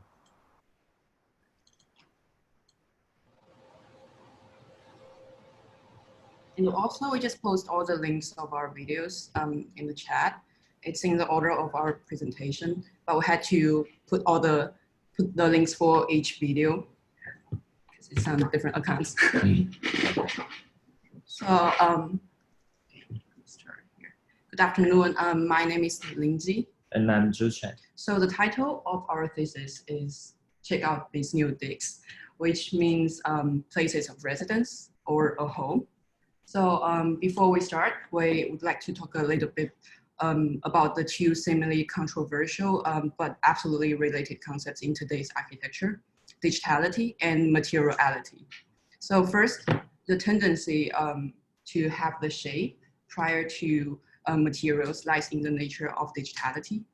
So if you open any mainstream 3D software, while there are tons of functions dedicated to making any kinds of shapes you can possibly think of, materials are just considered secondary as images applied on the surface.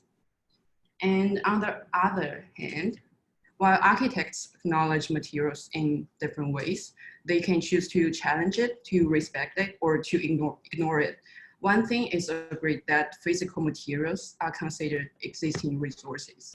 So unlike shapes, you don't really invent it. You choose from a pool of existing materials. And we have this expectation that digital design hardly has any contribution to the invention of materials. And the goal of our thesis is to flip expectations on both ends. So our thesis begins in computational space, and we rethink how a design typically will come about, and in a specific terms, how we understand materials in a digital. The way that we reconsider this is that we presume we need some digital material before we need a shape, or at least we need both of them at the same time. So rather than thinking we first put a shape down and then we cover it with a texture map, this thesis has produced a series of novel computational materials. That's what we call the digital foundry, where digital materials are created without purpose. It is material assets to be used. The video explains their virtual fabrication process and their material behavior, how they could potentially affect the shape.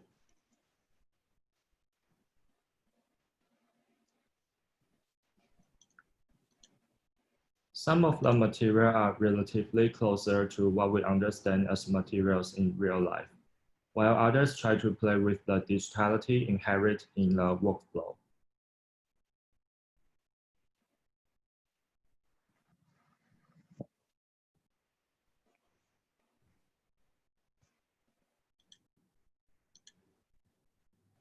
For instance, this material, we took the traffic cone and some basic geometries.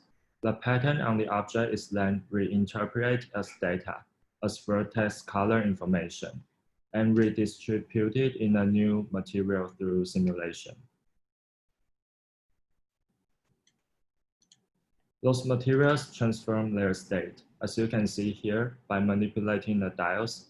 Tuning them, we can create a series of different material properties and effects.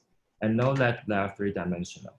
The intentional is that they have thickness and that we've broken them down into what we call the super chunk and micro chunks, and that those are available to us singly, individually, or in a collective interface that we will expand in a bit. So, and then we take the second step. So we inverted this kind of conventional process. So now we have the available materials, and then we apply shape, and we do that in several ways through modes, through Boolean operations, and so forth. And this inversion, as well as the kind of transforming state of materials, has now opened up for us a whole another way of thinking about a computation kind of digital foundry, and another way of thinking about compositions that doesn't start with first with shape. And in this specific project, we took the Arnoldi triplex by Frank Gehry as a starting point for the shape assets.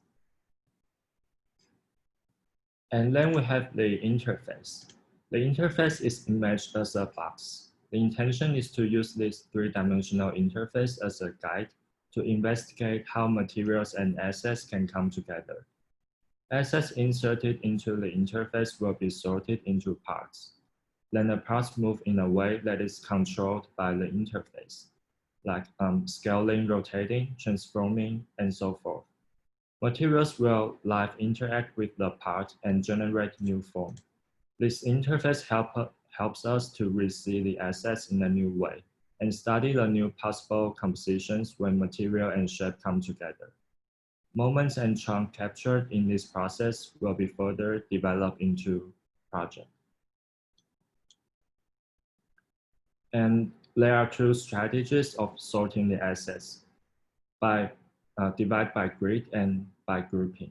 Both strategies involve treating materials and assets at the same time, with no order. We have done some experiments to see each strategy's effect and potential.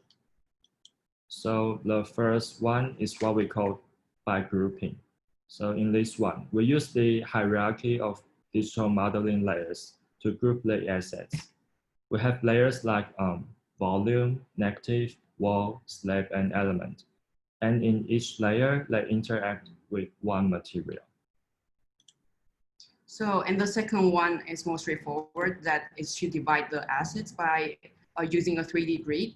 And then each part will be interacting with one material as well. And this was developed at an relatively earlier stage, so the parts were still at the same scale. And then finally, we have the miniature model. So first we have some images of our models. So what we did is we printed out a couple of chunk models that we developed from the tests. And what we find really interesting is that the byproduct of this process, which is a printing file that includes all the layer and informations, can also potentially become a new digital material, as you can see here in this rendered image with all the layers, detail, and the infill. And also what's so special about this model is, instead of printing models first and doing surface treatment afterwards, such as sanding and spray painting as we would normally do, these miniature models are printed with multicolor filaments. So as a result, the patterns, textures, and colors are created simultaneously during the production process. Yeah, and that's the end of our presentation. Thank you. Thank you. Great presentation, thank you.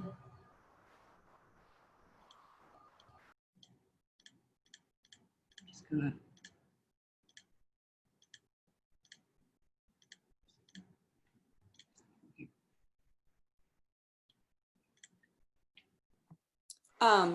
I think your process of how objects are affecting materials, materials are affecting objects, it's super interesting to me. I have a question for you guys.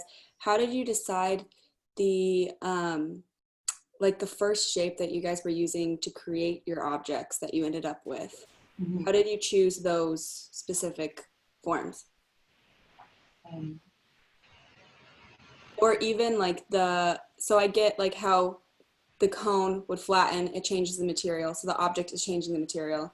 And then vice versa with how your pattern of lines is then cutting through the object. So the material is changing the object itself.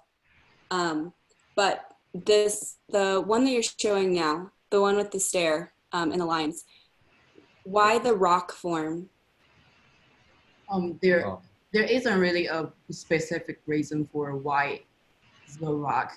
It's more about we have these options before we make the shapes. So it's more about the opportunities like in this workflow instead of the specific decision we make to have the rock or other. Because rock is also part of our invent of the digital materials. Okay, I get that. I think what would almost make people gravitate towards what you are doing with material and the objects is if you had some kind of object that is relatable or like people know what it is when they first look at it. So then they can really tell what the material is actually doing to the object itself. That kind of applies to the cone, right, Elia? The cone, yes, like the cone. Yeah. I think the cone's brilliant. Yeah. I actually wish you guys had like just from a different point of view, I wish it was a video game. I don't know why, but like I feel like it'd be so awesome if you could see the outcome of it, and then you had to guess like what materials and what objects came together to build that kind of thing. So like if you showed like staircase and it was that shape and those patterns, I have no idea how you made that. But then to kind of have some level of a participatory, so then people would have to intrinsically think material, texture, and object into themselves. So you would, as a gamer, you're giving them the responsibility to figure out which one's texture, which one's pattern, which one's object, and then they have to decide that. And then you're not forcing people to say, hey, here's our texture and objects, this is what we made. But even the way your show videos imply some level of kind of participatory engagement, showing the knobs and everything. So there's just something really playfully attractive about it, and could be really fascinating to see if you could make it into a way that people could start to understand how those things can come together in a kind of creative, funky way to start understanding those architectural objects or methods. Yeah, like I would have no idea how to build that thing. Like if you showed me the end product, but I would have so much fun making the 800 versions that it's not. But it would be a great way to understand your project through a gaming method in my head. It almost feels like it's built for that, actually, like the way that it looks and the way that it participates with the story. But I also really enjoy the printed models. Like when you fabricated the prototypes, I really just want to play with them. So I think that kind of goes off of kind of what Anthony's saying, is like the way you've developed the materials and the objects together are kind of inciting play, but also learning through play in a way, because you could start to think about how these materials might fit into each other, or like these objects. The other end of it is like you're kind of now becoming digital material manufacturers. So you could like, are you going to make a company or some kind of plugin so that people can actually use these materials on their projects, right? So like whenever we approach an architectural project, we're sourcing materials, we're looking at their website, we're looking at their details so that we can put it into the project. Is this where this project could go to? So I think I see two versions. I mean, and I think both have to deal with, both ideas deal with learning through play in a way. So I really love the project and the material studies. It's just a matter of, do they stay in this kind of like cute, like really cute forms, or are they going to get much more technical? I think those are all great comments, and I think Claudia, you like just nailed it right there, that they do have, well, they have many possibilities. I mean, I think it's a brilliant thesis, and one of them is really this whole kind of inversion of what we expect from a material in a digital environment. And I think it's super interesting, like the format idea about the game versus kind of like almost something that one would buy or download. all those options are on the table. It's just, I think the kind of presentation that you guys laid out, Lindsay and Ju Chang, is really a wonderful presentation. It was super clear what you're working on and what the kind of all the nuances are. So I want to just say, you know, really great job, and that the maybe deeper conversation in this is the attachment of how we name materials, well, how we extract, what our assumptions are about extracting materials, how they're named, and then how they're used based on that kind of, you know, sequence. And I think what's so fantastic about the work is that you're kind of reorganizing or rearranging those operations. So we haven't named any materials. So this is like super interesting, right? Like they don't even have names yet. And how would you even give them names? What would their names be? Is it like orange number 3, or is it, you know, rough texture with color like something? So I think all these things are up for grabs, and it's a fantastic presentation and thesis. I just want to come in and say a couple of things in support of all those comments. That I think what's really, one of the things that's really exciting here is it's a kind of double subversion. It challenges the digital, let's say, discrimination against material that's gone on within the digital, that I think is something we've been concerned about for 20 years, but finally is coming to a head where we can actually challenge that discrimination. So that's on one hand. And on the other hand, I think it's the other subversion is towards the future of Autodesk, which I think Anthony and Claudia are really getting into, which is interface, and the idea that we are increasingly going to be selecting from a predetermined set of palettes of materials and that have all been optimized. The idea that we could use, you know, this kind of capacity to think through these visualization techniques to reverse the idea of material, so that the material is now actually produced in the digital space first and then in the physical space, rather than the simulation of a physical material. These are, I think, really very pertinent and important points that are really coming to a head in this thesis. And we've been waiting for this, and it's exciting to see it happening. So I think this I also love, just Peter, yeah. I think to go off that point, I think it's great to also show that it's a normal advancement of what the situation we're in. Like, you could have done this at SCI-Arc without what's going on right now, and you would have had a thesis. But like, how do you do this project when you're not able to go in front of these things and touch them and be physical with them? And then the step is then to have people interact with them. But then how do you interact when you can't get people to touch them? And then you take a step back and you say interface, and now you say, well, there's a different way of talking about it. So what is the interface? Usually it's physical interaction, and now you have digital interaction. And so I think it's a great process to kind of like create a theory of, not a theory, but to conceptualize it in a way that makes sense and jumps it forward in a way that would be very difficult to do when the physical was being prioritized. And so I think it's a great ability to play with that, which probably wouldn't have been there. And it's a huge privilege to be able to work on that project now. Yeah. Yeah, and it's almost, you know, you guys explain kind of form finding strategies, and that almost becomes maybe a little irrelevant, and it's more about this material library, because the form can be anything. It's just how you apply the materials that you're kind of creating. Yeah, I can't wait to see where this goes. And it's even just exciting.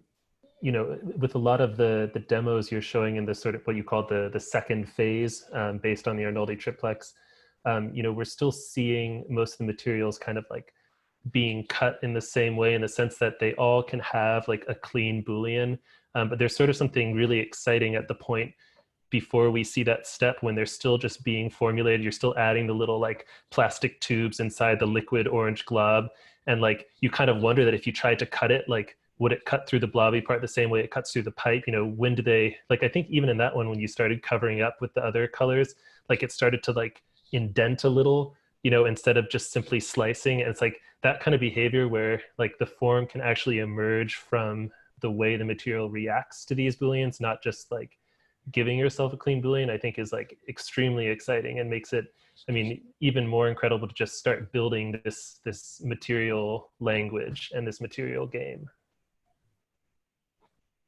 Yeah, and also something significant about this project is that it starts to shake the Cartesian axis of the material and form. Like from those animations, you can start to see that the form and materials, they start to talk with each other. I think that's kind of established a very strong exchange between those two very different qualities. And that's something we never had before, right? Before we have a form and then we render that or apply that with a certain material. I think through the dynamic of your operation in this kind of interactive game environment, you kind of achieve to establish a stronger dialogue between those two, like originally separated things.